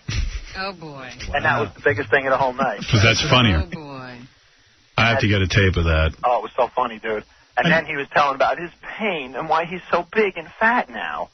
About how he's got a stupid thing implanted for his spine and this and that. And I don't know, maybe it was the alcohol and cigarettes all his life. Yeah, yeah, exactly. Hope I never have to explain any of the crap I do on here. Dude, his head is so big. It is. I don't know how he gets a T-shirt over his head. What if we could throw tomatoes at Jerry's head? And whoever hits it the most wins. That's a big target. I should be able to. How are you going to miss it? Yeah, how can you miss that? From outer space, you could hit that. Thank you, brother. Listen, Howard, I'm unemployed. I need something. Please? We all need something. A job. Yep. You hit it just right on the head. You need a job. You want to be Kathy Griffin's assistant? Let's see. Let's see. Let me just play some of these tapes for you real quick. Arnold Schwarzenegger cannot win this election. He cannot win if the other fellow's going up. He has to get him down and make him almost irrelevant, make himself the only possible Republican candidate. And then a couple weeks before the election, go out and get the regular voters out there, the young guys who listen to Howard Stern, the guys who aren't political, get them out to vote. I think that is the two-taste strategy. The two what? Two-phase, I think you want. Oh, phase. What he says sounds like two-taste. All these guys want to talk so fast. So you get excited about the news. Uh-huh. They talk fast and you get excited. I watch a lot of the Fox News Channel, MSNBC, CNN. The thing is to start talking real fast and you think something important is going on. I see. You break it all down. It's the same crap you keep hearing over and over again. Chris Rock, you want to hear his monologue? Yeah. I never heard it. I don't know if it's good or bad. Well, now, we're here for the MTV Video Music Awards, but us that watch MTV know that MTV don't really show that many videos. MTV is about TV shows, some of the best TV shows on television. shows like Say What Karaoke, The Real World South Africa. But my favorite show on MTV is Making the Band with P. Diddy. It's the best show on all of television. Because you get to see Puff Daddy be a mentor to the children. And who better than Puff Daddy to show the kids wrong from wronger? That's right, you get to see Puff Daddy pass down great fatherly advice like, you can't wear that gun with them shoes. Oh, he's great. Because Puff Daddy, when I went to that party, the white party, he told me that he's now going to run the marathon for the kids. What kids? Yeah, I'm wondering what kids. I think he's running it to stay thin. But he told me I'm doing it for the kids. So you're getting to Jerry Lewis territory. Yeah, maybe he should host the telethon next year. Chris Rock is funny. Unfortunately... That was great. Say What Karaoke, some of the greatest television. But he's right. How do they keep those shows on there so bad? Like Mel once said to me, he owns the company, and he said, the Video Music Awards are great. You can charge 3 times the rate what you usually charge for commercials because it's an award show. But meanwhile, it's the same dumb video clips, and it's the same stupid 5 it's stars. what you show every day. It's Eminem, Britney Spears, and Christina Beyonce. And Beyonce. But you can charge 3 times the amount. American Idol was the biggest thing in music this year by far. People love American Idol, man. But, you know, on most shows that have judges, you try to get experts. Not American Idol. They don't care about no expert judges. They got Simon, Al Roker, and Paula Abdul judging singers. Paula Abdul judging the singers like getting Christopher Reeves to judge a dance contest. He's funny, man. It ain't right. It ain't right. You know, it was weird. The most disgusting thing I read when we were on vacation. This really killed me. Star Jones, the fat woman on The View. Yes. Getting her stomach stapled. She is? Yeah. I was wondering why she hadn't done that. She's a mess. Because she would, Carney Wilson told me when she had her stomach stapled, she went on The View, and Star Jones was like mad at her. I'm disgusted. I'm proud to be a fat woman. She wasn't proud. I'm proud. People are, should be proud of their bodies. Women shouldn't be ashamed. I would never get my stomach stapled. And blah, blah. Meanwhile, now she's doing it. She has to, because she is going to explode if she doesn't stop. I hate that stomach stapling. I like that they're fat people. Well, they can't get real skinny. So. Okay, good. Al Roker don't look all that skinny these days. That's right. They never get really skinny. Looks like he's going back up to scale. The only person who got really skinny is Sharon Osbourne. I don't know how she did it. She was helped by cancer.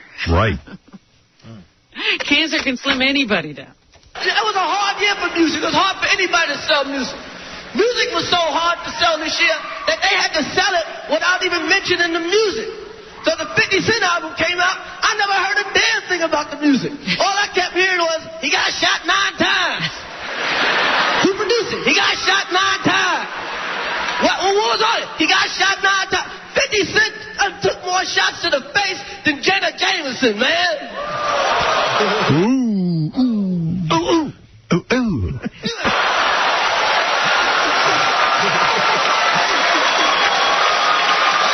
Now, it's a lot of beefs. You got a lot of beefs. A lot of the rappers are separated. You can't have 50, ain't nowhere near Ja Rule. You know, you can't have Jay-Z near Nas. Nobody got no beef with Eminem. Ain't no rapper popping nothing about Eminem. Ain't nobody saying nothing. I'm not even going to say nothing bad about Eminem. Because way too much stuff rhymes with rock, all right? But Eminem don't even like his own mama. So Lord knows what he'll say about your black ass, okay? And Eminem's a white rapper. So his record's going to be on every station, the country station, the talk station. The black rapper's just on Hot 97. Now, you got to watch where you sit, everybody. You can't sit 50 near Ja Rule. You can't sit Jay-Z near Nas. Everybody got to watch out for. You got the Olsen twins over there, so then you got to put R. Kelly way up there. Oh, that's great. You got a lot of good stuff. He's a funny dude. Just Head of State is a little weird. I put that DVD, that movie, Head of State, with Chris Rock in. And, yeah.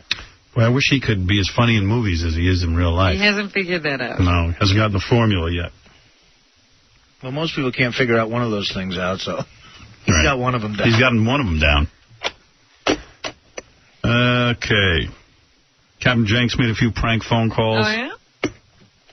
Always involving my balls.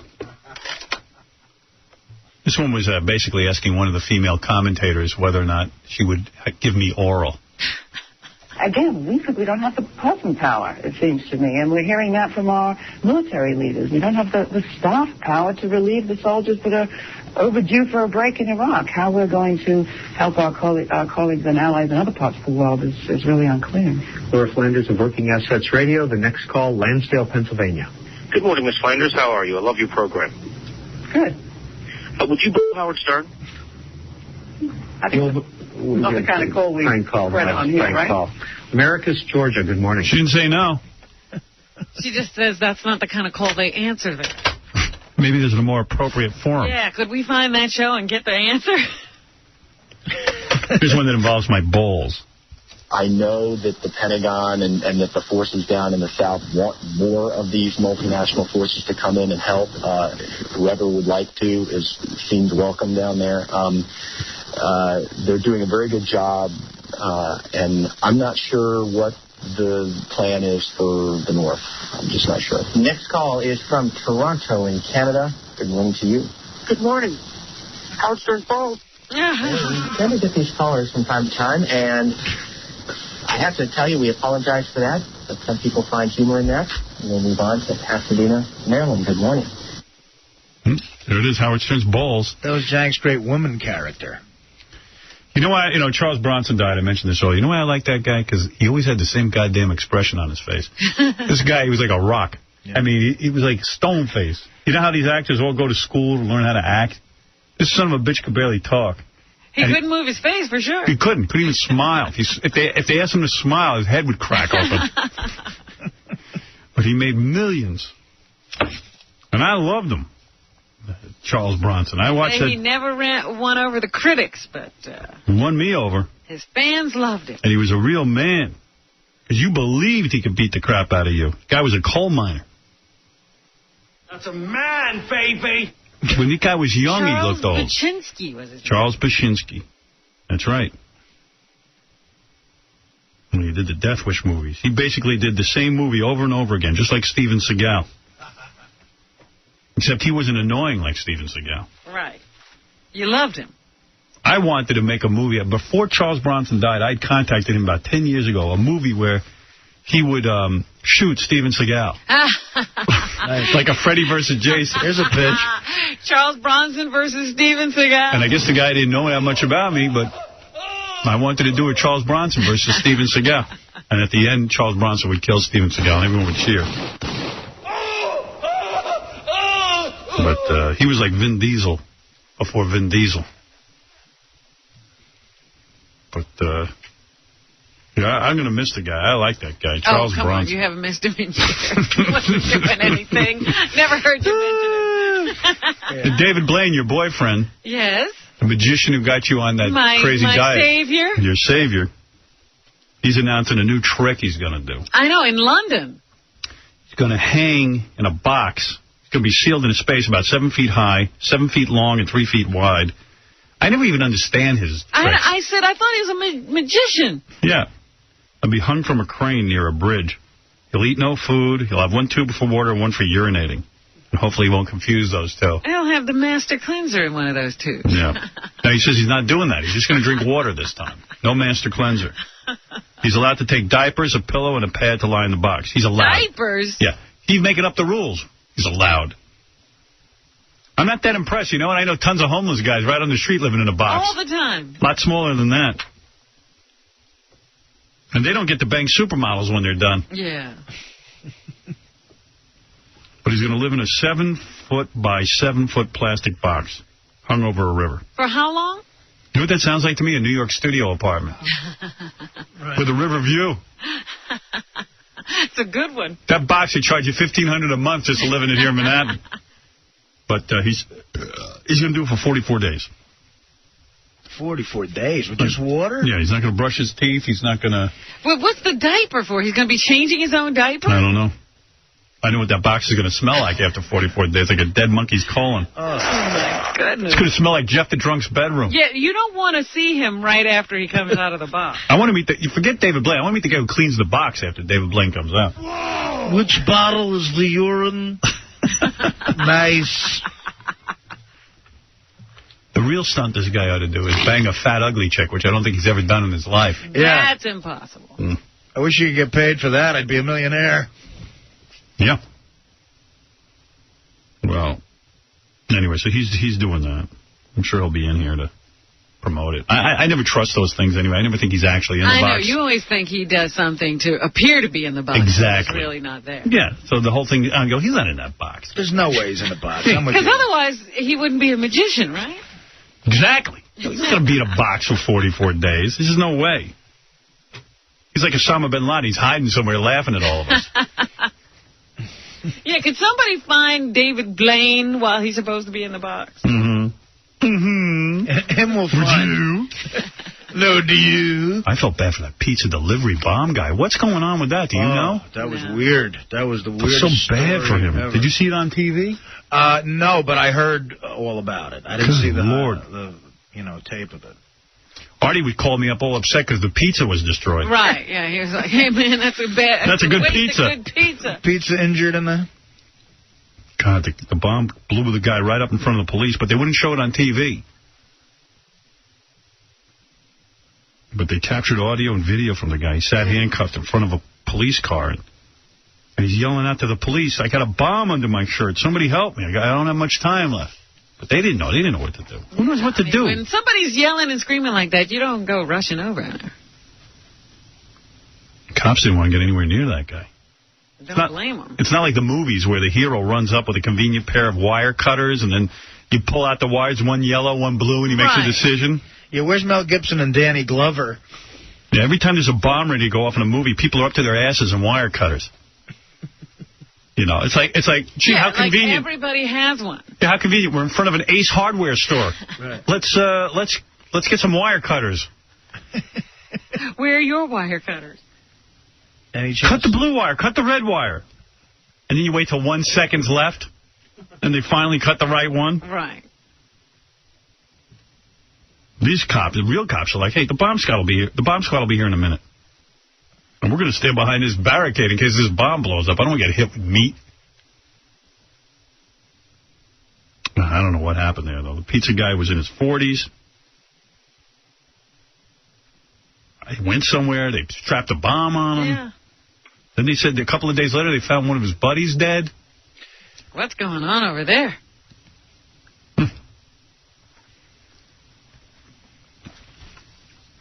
Whatever.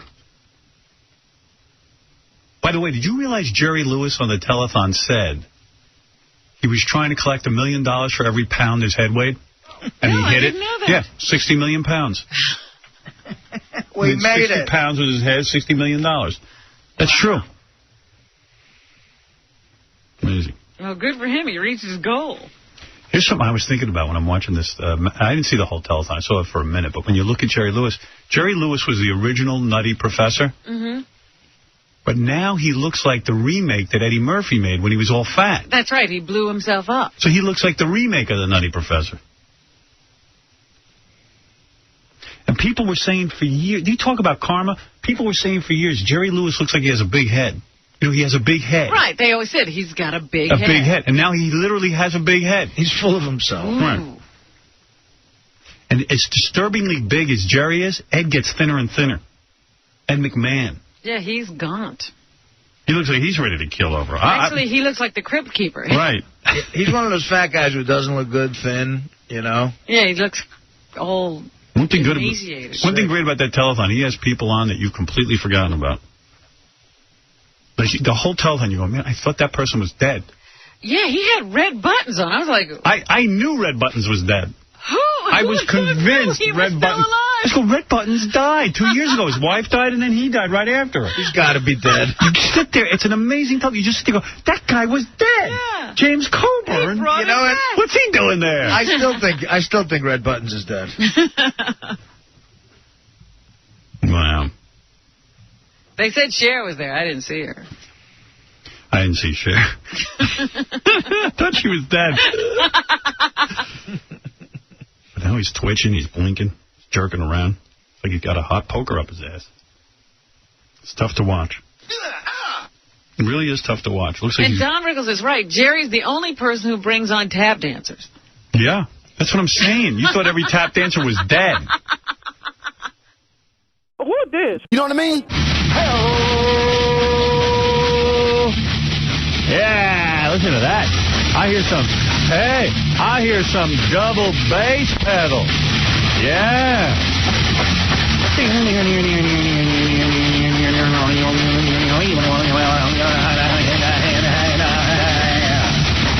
Hello. That's good stuff right there. What is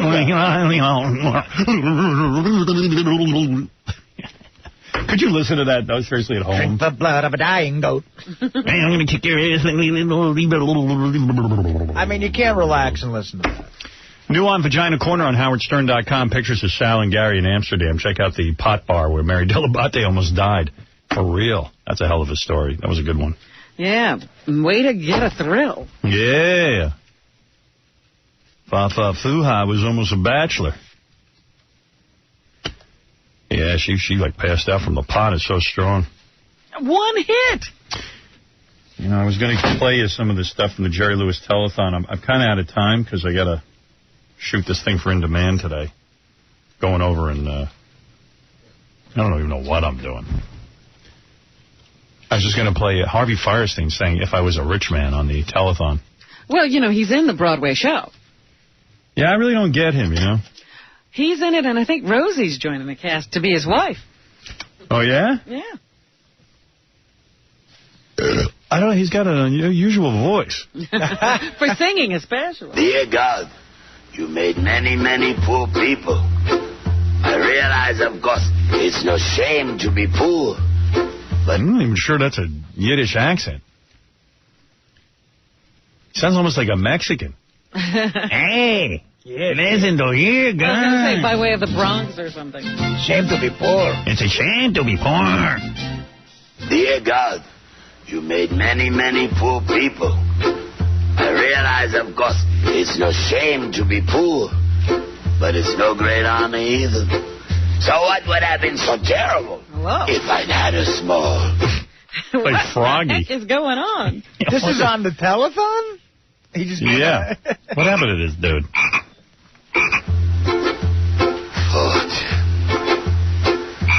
If I were a rich man, It's gotta hurt when he talks, right? People pay money to hear this.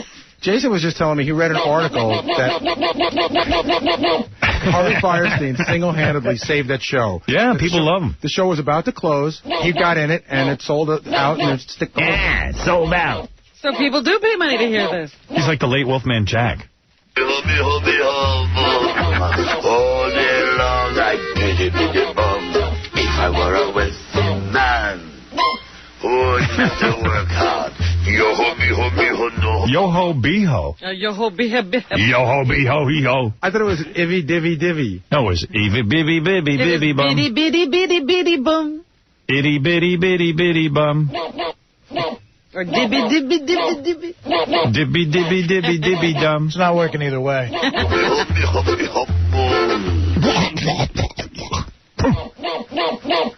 If I were a bitty, bitty rich, I'd build a big tall house. What's that? A big? Boink. Beep, beep. With rooms by the dozen right in the...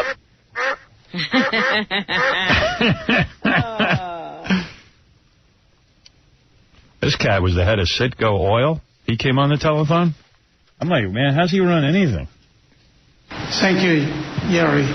It is an honor for me to be here representing. That's the cat who runs Citgo Oil, man. He's got a big job. Is he really running the company? Well, it says Citgo president. To the Citgo and our parenting company. That must have been goof. Citgo must have said, hey, let's goof on Jerry. We'll send over some guy and pretend he's the president. Venezuelan State Oil Corporation, the PDVSA. Forever. Oh, thanks. Thanks for the information. Forever? Forever. Then Jerry sang to his daughter, who's about 15 years old. Because I guess somebody else came on and sang to their kid. Oh, so he then pulled his kid in? Yeah, but, man, I wouldn't want to be Jerry's kid. It's just like... That's a tough job. Yeah. According to his other kids, it was a disaster. But I don't know how he is with this one. Well, this one is the one, like he's around for. Doesn't she have like a 59-year-old brother? Yeah. Half-brother? But Jerry started singing to her, and I know how embarrassing that could be. But everything I do embarrasses my kids, If I put my hand on my kid's shoulder, they freak out. Yeah, but this is like that times 100 million. Yeah, but you can't really say anything. No. Wasn't that lovely? Nicole, you should be a very proud young lady.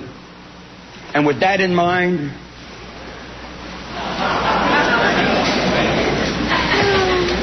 if I could,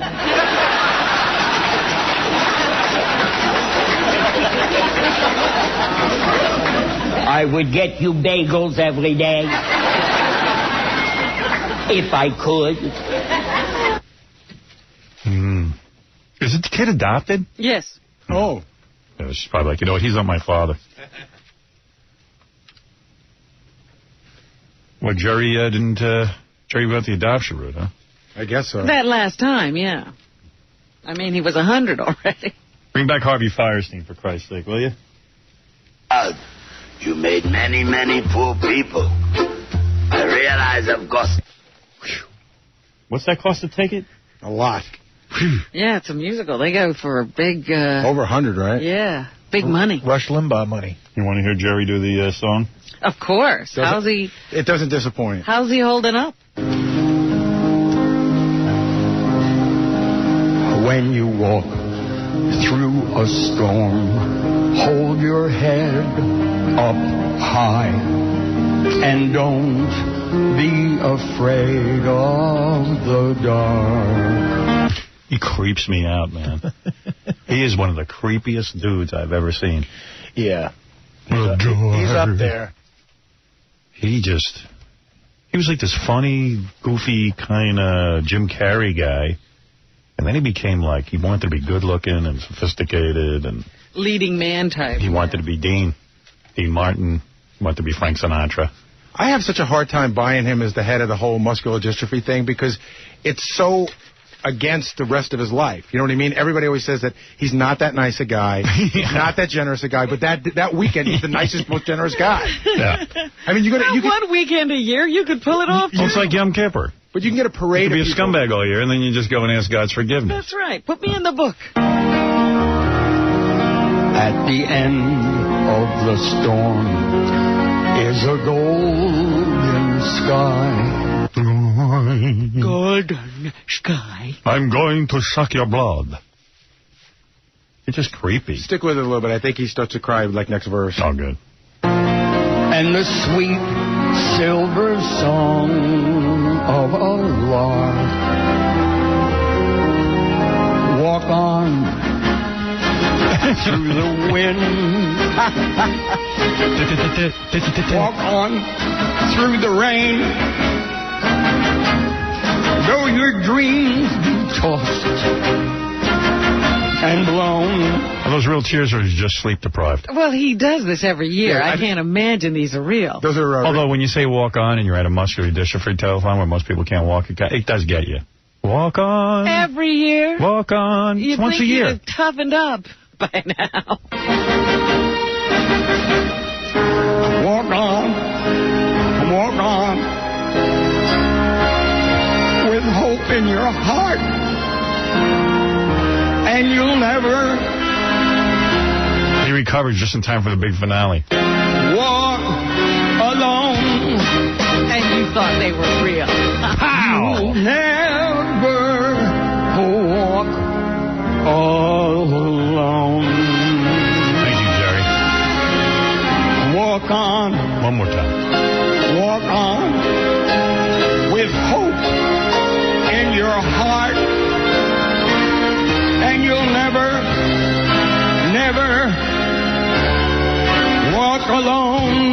all those people in that audience, they got to be bleary-eyed at this point. They stay up with Jerry the whole time. Are they there the entire 24 hours? I knew a guy in Detroit who used to like plan his whole life around that telethon. He was a Jerry Lewis fanatic. Oh, jeez. Young guy.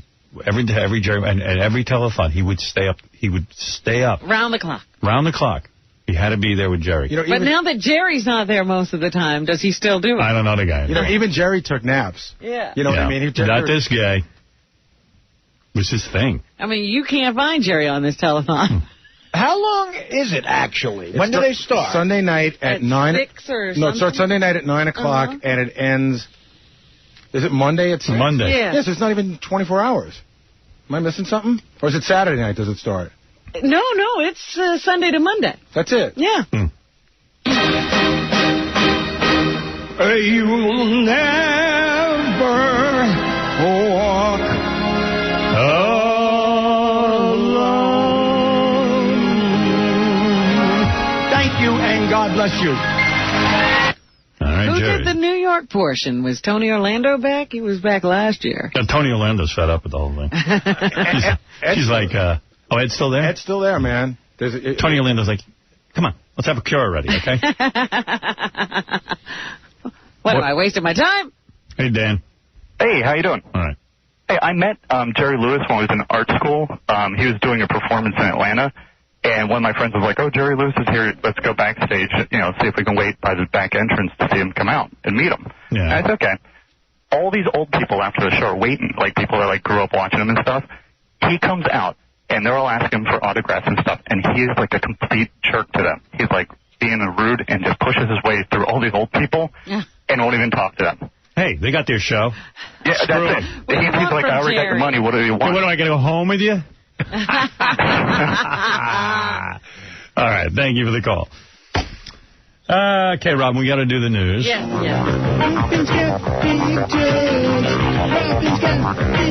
Here's your song. There, you had your song. You happy? You know what? We didn't tell people that you got an invite from Daniel Carver Jr. Yeah, he wants me to come up to his house in the mountains and play pool and stuff. You'll have a big party. I might go.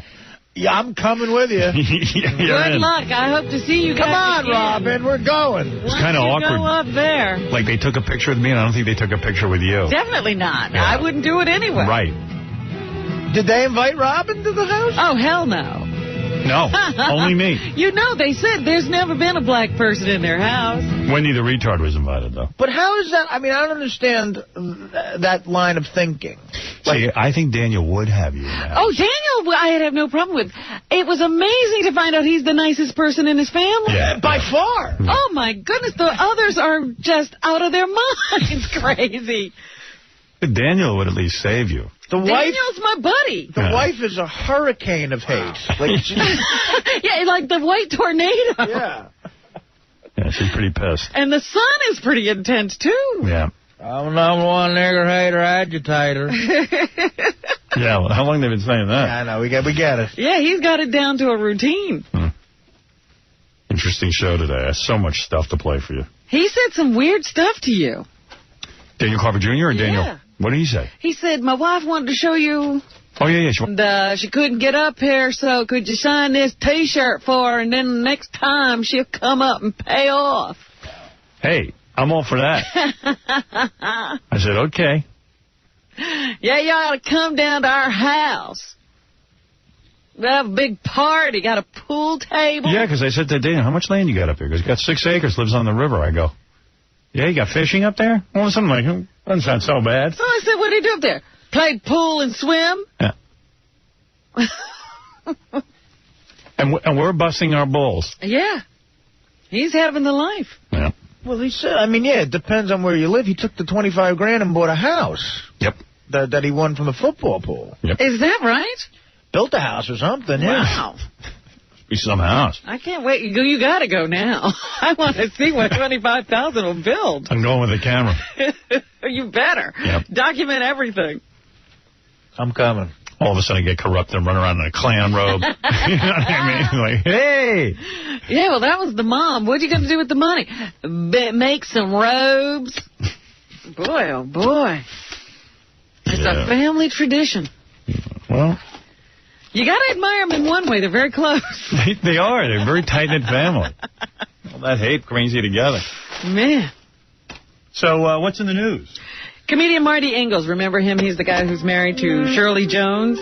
He's suing Tom Leykis, the radio guy, because he phoned Leykis in June of 2003 posing as a 60-year-old man named Paul Russo.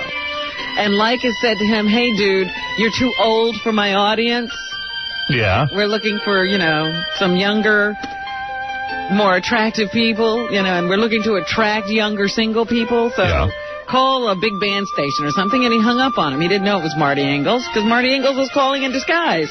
And so Marty's suing him for age discrimination. That should hold up. Well, so far, he's been taking it through the courts. He won't let it go. But he suffered another legal setback in his age discrimination dispute with the talk show host the other day in court. The California Supreme Court, without comment, declined last week to hear his appeal of 2 lower court rulings and went against the comedian. Oh, against the comedian. I mean, against Marty, right? Yeah, Marty's a comedian. I forgot Marty was a comedian. When he's not in court, he's a comedian. Kanye West's show will go on in spite of his anti-Bush comments during a televised hurricane benefit last Friday. According to the Los Angeles Times, the National Football League has decided to allow the rapper to perform on its ABC opening kickoff. That special is tonight. West stirred up controversy last weekend when he deviated from the teleprompter during the NBC Katrina fundraiser and said, quote, George Bush doesn't care about black people. You mean NBC didn't write that for him? So poor and so black. He also claimed that hurricane relief had been slow in getting into the affected areas because the majority of victims were poor and black. And I heard it again today on this show when Daniel Carver and his son said that's why it took 3 days to get there. Yeah, you see? So it must be true. And so black. An Israeli rabbi is coming under fire for explosive remarks regarding the U.S. and Hurricane Katrina. Why can't people just shut up? In a broadcast statement, Rabbi Ovadia Yosef said Hurricane Katrina was God's punishment to President Bush for supporting Israel's pullout from Gaza. I like how everyone's like going to that whole God thing. The God Hates Fags people were screaming that this was a retaliation for gays. Well, why didn't he hit President Bush? If he's angry at President Bush, why would he hit New Orleans? God's got bad aim. God did hit President Bush. He canceled his vacation. Are you kidding? Yosef added that New Orleans was hit by the storm because the general population there did not follow Jewish scripture. Maybe because they're not Jewish. Yeah, that's kind of hard when you're not Jewish, but that's what the rabbi said. Yeah, now, Daniel has that same theory. He said, God done it. Well, God done it. That's what he said. It's amazing how all these people think alike, even though they'd never get along with each other. Well, maybe that tells you something.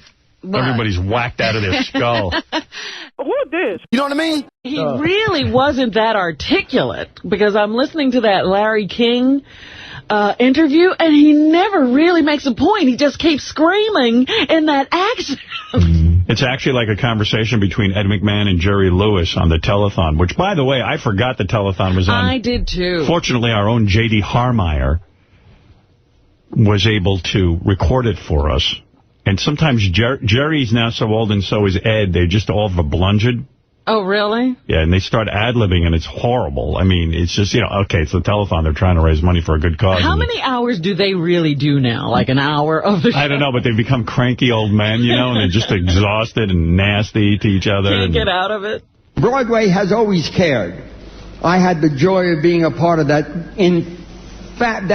infinitely fabulous community of Broadway. And they're incredible people. They were there for us every time we called. And when you go to New York, you have to go and see a Broadway show. Excuse me, I can't hear you, Ed, because your mic isn't on. It's not my fault, because someone else is supposed to do that. What was that word you just said, because I missed it?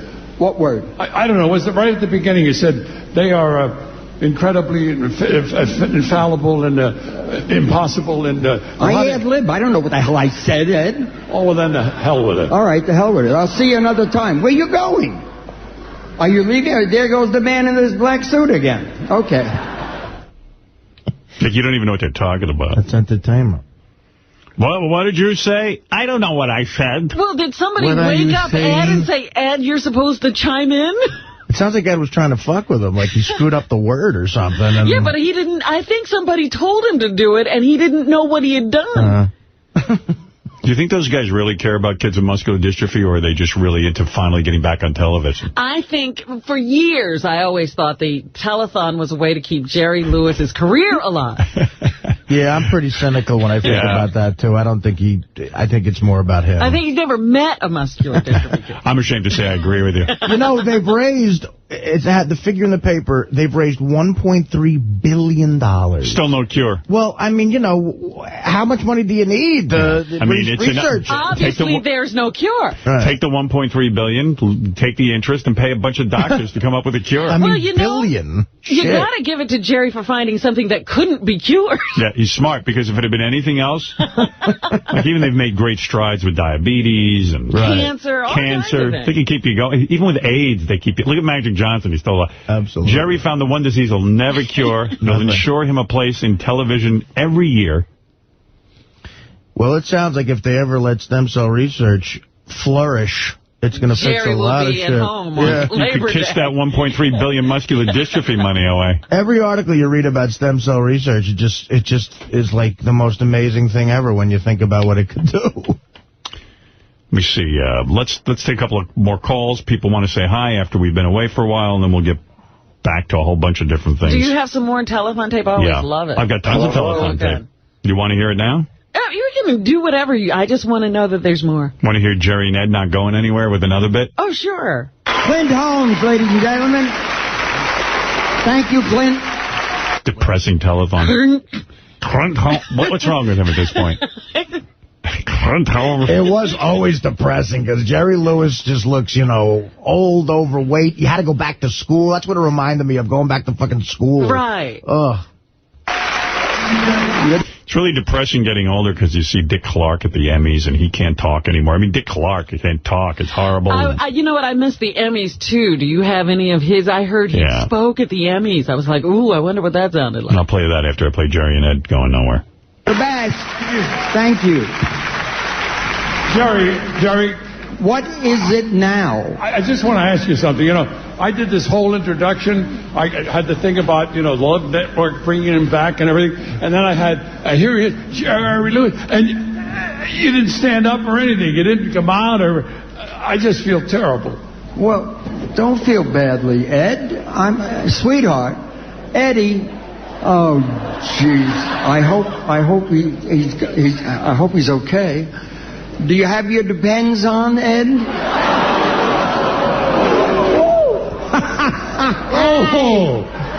All right, where are we, kid? Let's welcome now the President, Chief Operating Officer for Harley-Davidson. Davidson? Oh, it's so uncomfortable. I mean... That is you know, this always reminds me of, you know, Lucy did one too many sitcoms, and her last one, she was decrepit, and they kept having her fall down. And it wasn't funny. She was too old. It wasn't funny at all. You kept thinking, oh, she's not going to get up this time. How old is Jerry at this point? Want to hear him get emotional before I play Dick Clark? He's got to be 80-something, right? Yeah. We can take our theatrical bows and get the lights put on, and we can look swell, and all that stuff that the theatrical people need to function. But they never could ever get anything theatrically as satisfying as the look of a child with gratitude in its eyes. There's nothing quite like that. When they don't know how to say thank you. Thank you for the hope. Thank you for life. And I carry the torch for them. Oh, so I thank you for them. And Mother Teresa. It's Jesus. Doesn't he know anybody under the age of 90 who could help him? You want to hear his famous song? Are you wearing Depends? Sorry, Ed. Weak kid. You're going to pay for that. I'm going to get you. I guess the new shtick is like Ed's, like the guy Jerry yells at. Yeah, they got When did that happen? It's like they're the odd couple all of a sudden. Abbott and Costello. What do you want now? Hey, asshole, I don't have to be here. What is it? You want to hear the song? Sure. Because it's getting more and more intense as Jerry gets older. When you walk through a... Sounds like our karaoke contest tomorrow. By the way, we have rehearsals today. Oh, please. Yeah, I don't even... It's embarrassing. Oh, because we want it to be good. Stained is coming in tomorrow, and we're doing another one of our sing-offs between me, Rob, and Artie, Fred, and Gary. I think. Yeah. I'm doing all the young dudes. I was practicing it over the vacation. You know what? I was singing along with the radio, telling myself I was practicing, too, only I wasn't singing the song I'm going to sing. What song are you singing? Tracks of My Tears, I think? I couldn't even remember. Linda Ronstadt? Yeah. I changed mine over the week. But Did you? Gary I thought said, I couldn't change. Gary said it was all right because I called her. Change all you want. Yeah, like it's going to make a difference. I just thought of a song I thought might be easier for me, and Gary said that he called the guys and said it was fine because I called like Monday. What song? I changed it from Midnight Rider by the Allmans to Mother by Pink Floyd. You know Mother by Pink Floyd? Yeah, It's off the wall. It's Mother, real. that one. Mother, do you think they'll drop the bomb? It's just real slow and easy. It's funny. You know what song I was going to switch to? What? John Lennon's Mother. Do you remember that song? Yeah, that's the one I'm thinking of. Mother, no, it's not that one. Mother, I need you, but you didn't need me. See, that's a harder one to do because I think you got to hit high notes. Again, this Mother by Floyd is just all one, like, lower. Yeah, this is hard. I love this song. It's a great tune. Why do you think you could sing this? Because I'm incredibly talented, in my mind. I wanted to change to the new John Mayer song. I can't wait till there's never a new John Mayer song. Waiting on the World. No, this one is good. Waiting on the World. I'm just trying to ignore the howling. John Mayer. John Mayer was dating somebody unusual. Jessica Simpson is what they're saying. Yeah, he's banging her. That was funny. See, but now, it's weird with her because they got her, what's-his-face, the comedian Dane Cook was supposedly fucking Everybody is having her, apparently. It's funny, too, because when she got married, she was a virgin. It was a big deal about that. Now, like, she's divorced. Now she's fucking everyone, now according to the paper. Now she's the Hollywood whore. Yeah, right. Now she can't stop. Nice. Yeah. All right. We now go to... Oh, I see. It's almost 10 o'clock. Well, let me just finish playing the Jerry Lewis Telethon, because we were in the middle of that at 6 o'clock this morning. I have a special Jerry Lewis Emmys page. They got... He was at the Emmys? No, it was just put all together. Oh. I was in the middle of playing you Jerry singing When You Walk Through a Storm. And I do want to hear Dick Clark. When you walk through a storm, hold your head up high, and don't be afraid of the dark. I think he's almost talking it now. Let me say something here. Why does he need an orchestra behind him when this is as good as he can do singing? Hey, Howard. Yeah. JD told me that the crying isn't till towards the end. I'll fast forward. At the end song of a lark. How about Jerry Lewis versus Ed McMahon in Survivor? You know, he used to yell at that orchestra sometimes because they didn't get it right. How about, How about Survivor, kids with muscular dystrophy versus pedophiles and lepers? Oh, geez. And the ex-wives of Larry King. You got a tribe of ex-wives of Larry King. Well, there are too many ex-wives. No, there's 8. You get the ex-wives of Larry King against pedophiles, lepers, and kids with muscular dystrophy. What do you think? Lepers. You'd go with the lepers? I'm rooting for the lepers. Why? You know, those people never get a break. Yeah. We have pedophiles versus the ex-wives of Larry King. See, I'd root for the ex-wives of Larry King. They've been through a lot. Yeah. It's much worse to be that than muscular dystrophied. Or a leopard. A leopard. I'm a leopard.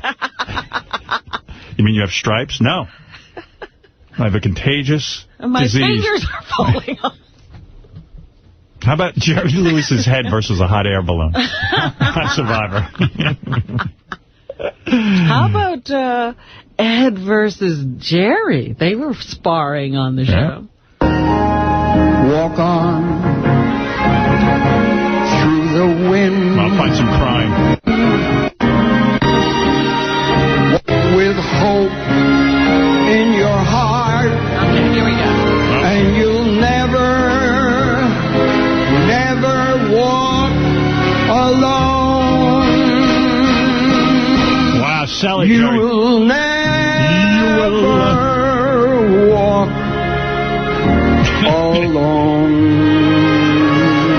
You ever think at the end of the telethon, Jerry will just take out a gun and shoot himself? At the end. Then I'm really going to be sorry I missed the telethon. Jerry has just shot himself. Excuse me, ladies and gentlemen. He was filled with despair. Walk on with hope in your heart. And you'll never walk alone. You'll never walk alone.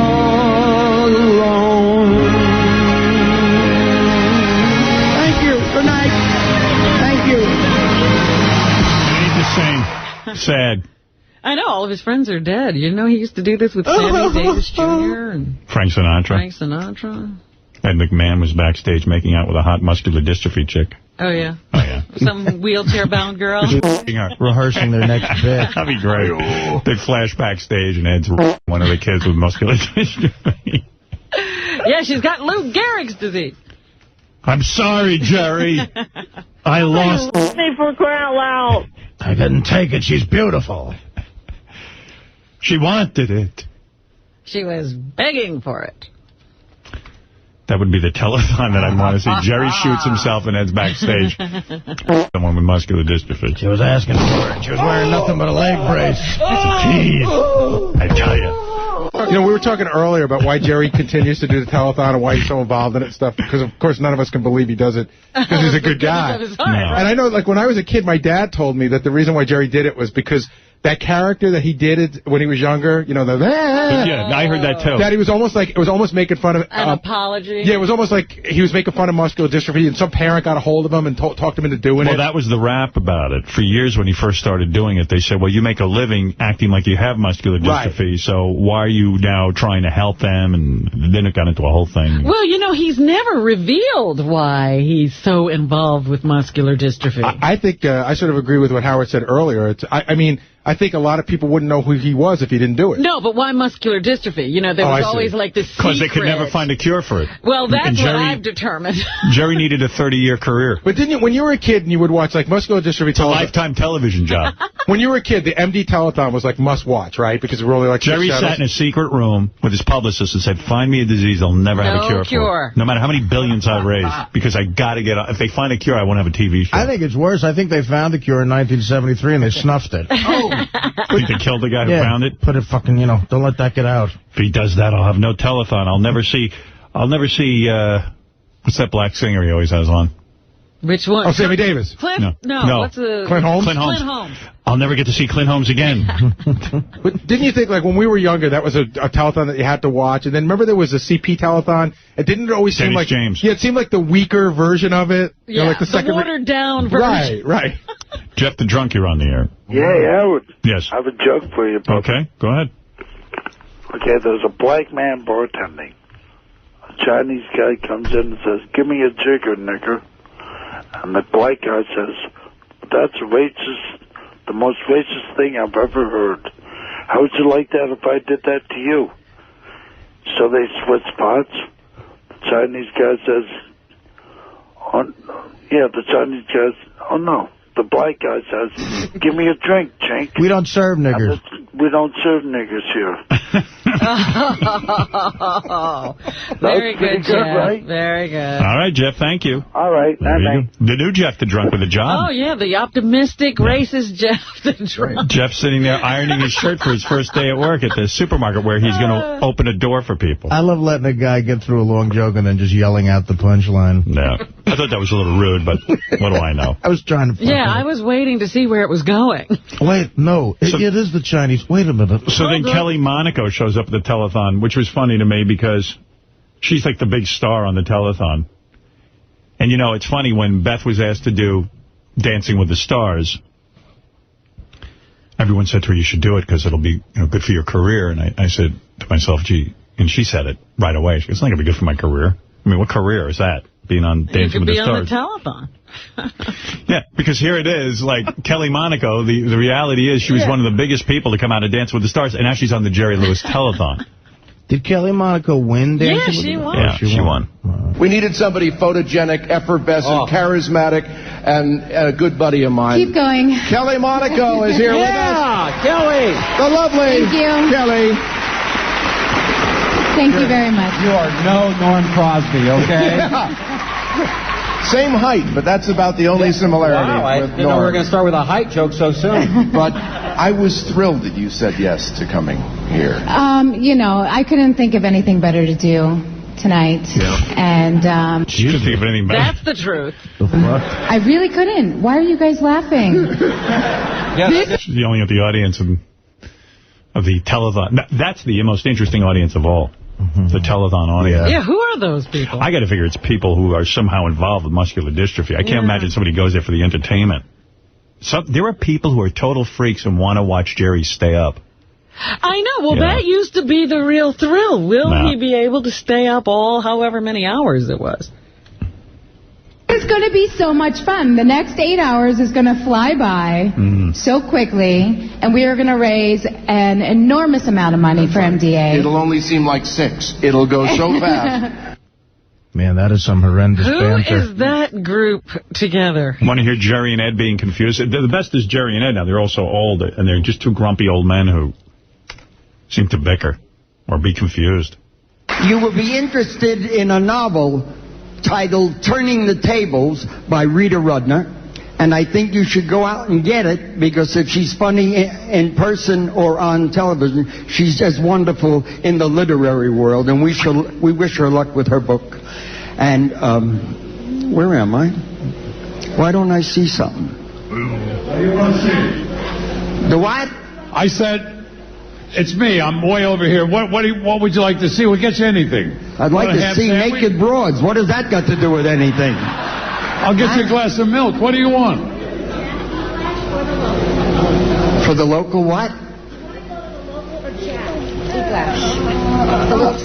But Jerry, we can only do that if you, later. Jerry, We can do that excuse later. me. Ed, let's go to the local, so they can take the station breaks. I'm not sure I want to Okay, now. go ahead, Arthur. Hit it. Take it, boys. Gee. All the confusion. Man. Who this? Let me get a hug. Let me get a hug. Let me get a hug. Let me get a hug. I'm not even going to pretend that I want to holler at you. Hey, yo, hit me.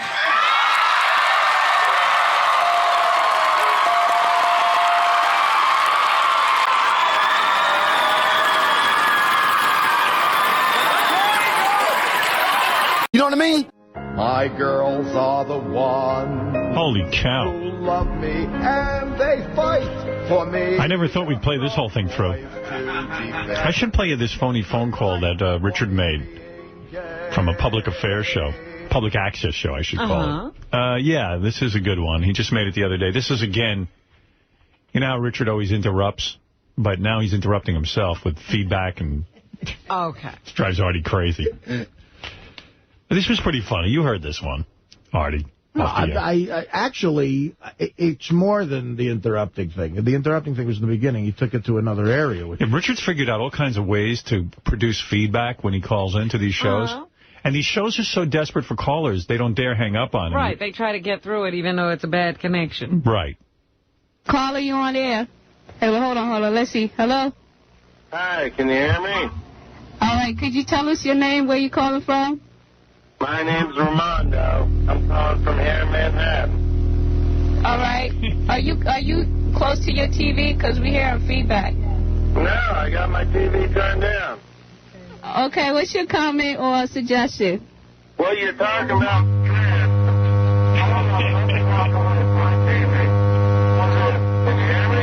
I can't, caller, I can't really hear you too well. Are you close to your TV? No, I walked away from it. Can you hear me? Hello? You're not coming... I think that's the other end doing that. Oh, okay. Hold on. Let's see if we could figure this out real quick. Yeah, we got a little time. Okay, now we can hear you very well. My girl Iris is hooking me up here. Okay, tell us your name again, caller. Where you calling from, and what's your stress or your relief tip? My name's Ramondo. I'm calling from here in Manhattan. I'm a plumber here in Manhattan. Okay. And you know what stresses me out is traffic. I drive a plumbing van. Oh, okay.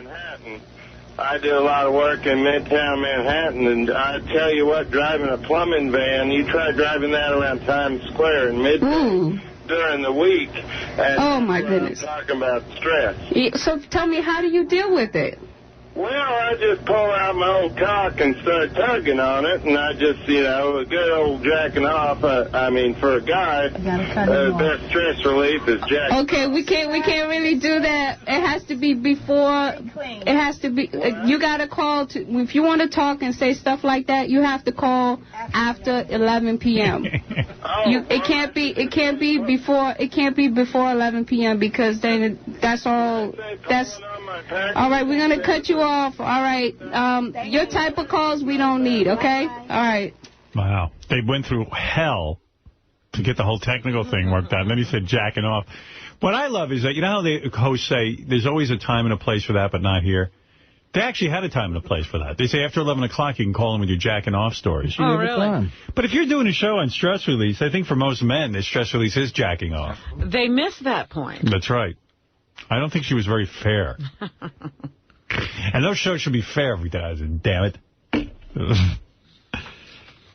God, I love that movie, Crocodile Dundee. Even Crocodile Dundee 2 I watched over vacation. The best part is Crocodile Dundee 2. I love the first one. I love the second one. Crocodile Dundee 2 was a stretch. Really? I love that second one. I saw them both, and I can't remember a thing about them. Do you remember this? Crocodile Dundee 2, his beautiful wife is kidnapped by a drug gang. Right. And he has to rescue his wife from the mansion that the drug dealer lives in. And so he gets a gang to assist him. And I love the movies because of gangs in the movies. Like, they're first of all nice. They're like they kind of look like those kids on High School Musical, but they dress them up in like leather gloves. Right. They're very cute, clean kids, but they put on the garb. And the gangs are always multiracial. There's a black guy, there's the white leader, and then another white guy. It's like the rumble in the video for Beat It. Yeah. Like everybody gets along and they just happen to be forming a gang. Yeah, like they can't have an all-black gang. I was watching in fact, it was that Kevin Bacon movie. Yeah, his gang. That was an interracial gang. Yeah, that gang was and they were like skinheads with a black guy in there. Yeah, made no sense.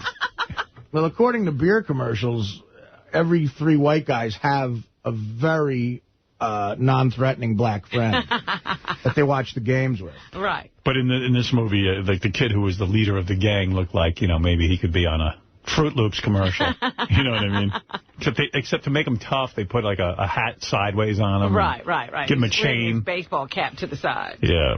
All right, so Jerry Lewis, I told you, has apologized. He got in trouble for his telethon. Here he is, he's raising money for kids, and I played you the clip where he called the cameraman, his son, a fag. Right. An illiterate fag. But he apologized. He said, look, I have no one to blame but myself. He's 81 years old, but nobody's going to give him any shit. It's not like an Imus thing because he's 81 years old. Well, there's nothing to fire him from. He doesn't have a job. But GLAAD has come out and said, that was very, very wrong. Jerry Lewis on air used a kind of anti-gay slur that is unacceptable, GLAAD President Neil Giuliano said in a statement. Remember years ago, he also said women aren't funny at the Aspen Comedy Festival. He's just gotten to a point in his life where, look, I'm saying whatever the fuck I want. Jerry says, I obviously made a bad choice of words. Everyone who knows me understands that I hold no prejudice in this regard. Wouldn't be so bad if it was funny. Yeah. It wouldn't be an insult if it was funny. The success of the telethon and all the good that will come from it shouldn't be lost because of one unfortunate word. I accept responsibility for what I said. There are no excuses. I'm sorry. And then he added, tell those fags at glad to shut up. Mm-hmm. No, he never said that. See, that would be funny. That would be funny. So here, let me go to the Jerry Lewis page again because we got interrupted and I promised to play some of this. It's just funny to hear Jerry and Ed. Old Jerry. You know, Ed. Good old Jerry. You know, we've had Ed on the show. He's a nice guy, but boy, if he isn't the luckiest man in show business. I mean, Jerry, at least, I guess some people could claim Jerry's been funny. If you want to. I don't hear anything funny anymore, for sure. But Ed's going shtick now. They have a thing, Jerry and Ed. What is the shtick? Ed interrupts Jerry, and then Jerry gets all upset that Ed is interrupted. I see. That's the ongoing gag through the telethon. Mm-hmm. And it's just so bad. It's so bad that you can't take your ears off it. Best wishes from Michael Gaughan and all of us at the South Point. Thank you. Be sure to come and interrupt again, sweetheart. Anytime you want to step right in there, just go right ahead. Jerry. Yeah. Jerry, over here. Now you what? No, wait a minute. Did somebody interrupt you a little moment ago? Yeah. Well, why was that? Well, because... Why? It confused me. I didn't know. I thought you were still talking, and then they come up and did this whole thing about the South Point Resort and Spa, and I didn't know if you were interrupted or not. We've got to stop that. Did you study in North Carolina? What does that mean? I don't know. Damn. He's a hip joke. So then Ed interrupts again. Every time Ed comes on, he interrupts, and then Jerry gets... Like, you know how Dean used to yell at Jerry? Right. Now Jerry's the cool guy, and Ed gets to be... The befuddled guy who gets yelled at. Right. You know. This is Jerry's reward in life. He got to live long enough to be Dean Martin. Please call the number on your screen or go online at MDA.org. Make a contribution to support MDA research. Thank you.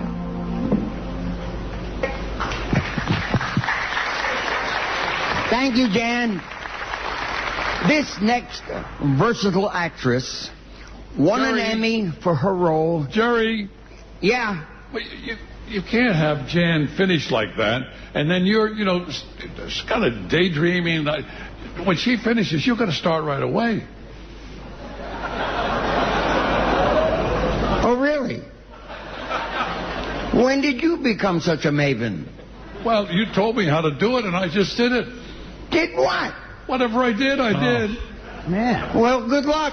Good luck to you. If I see you again, have a, wonderful life. I appreciate it. What is this, Ramadan? Jeez. Yeah, it's embarrassing. I mean, there's no other word for it. You would have to make a TV that couldn't change the channel for me to watch all of that. It's so embarrassing. And I know it's like a good cause and everything, although I'm kind of suspicious that they haven't cured this disease yet. I mean, yeah, how much more money do you have to raise? Yeah. And every year they raise a record amount of money. Like $61 million this year or something, right? Yeah. I mean, that's a miracle, considering I don't think there's a person left who actually watches the telethon. Is there anyone going, look, we're square with cash. Yeah. All right? So we need time. Yeah, forget us. Raise money for something else now. Jerry always makes a big announcement at the beginning that there's always a breakthrough. That all of your money that you donated last year, there's a breakthrough. Remember? But we still haven't gotten a cure. I still remember like 10, 15 years ago, Jerry came on and went, this is very exciting. They found the Duchenne's gene that causes... And that was going to cause all kinds of breakthroughs. Right.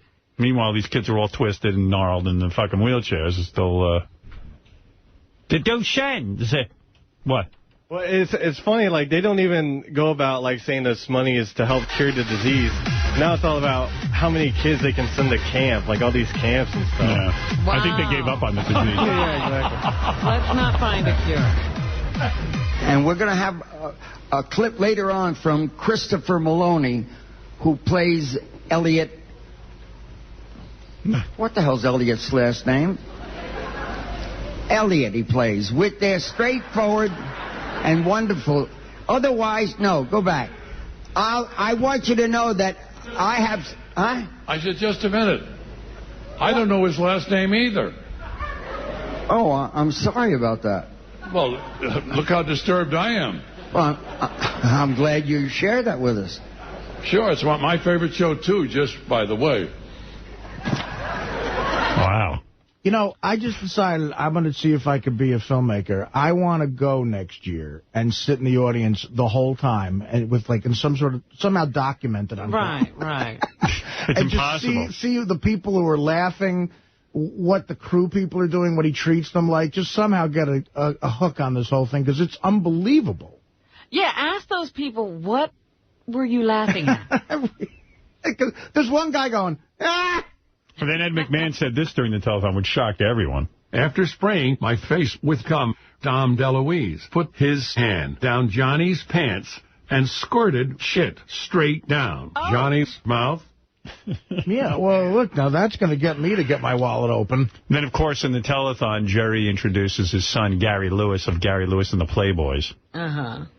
I don't know. I don't think things were always so great between Gary Lewis and Jerry, but... They definitely weren't. They must have buried the hatchet. But at least Gary Lewis and the Playboys get to come out on the telethon.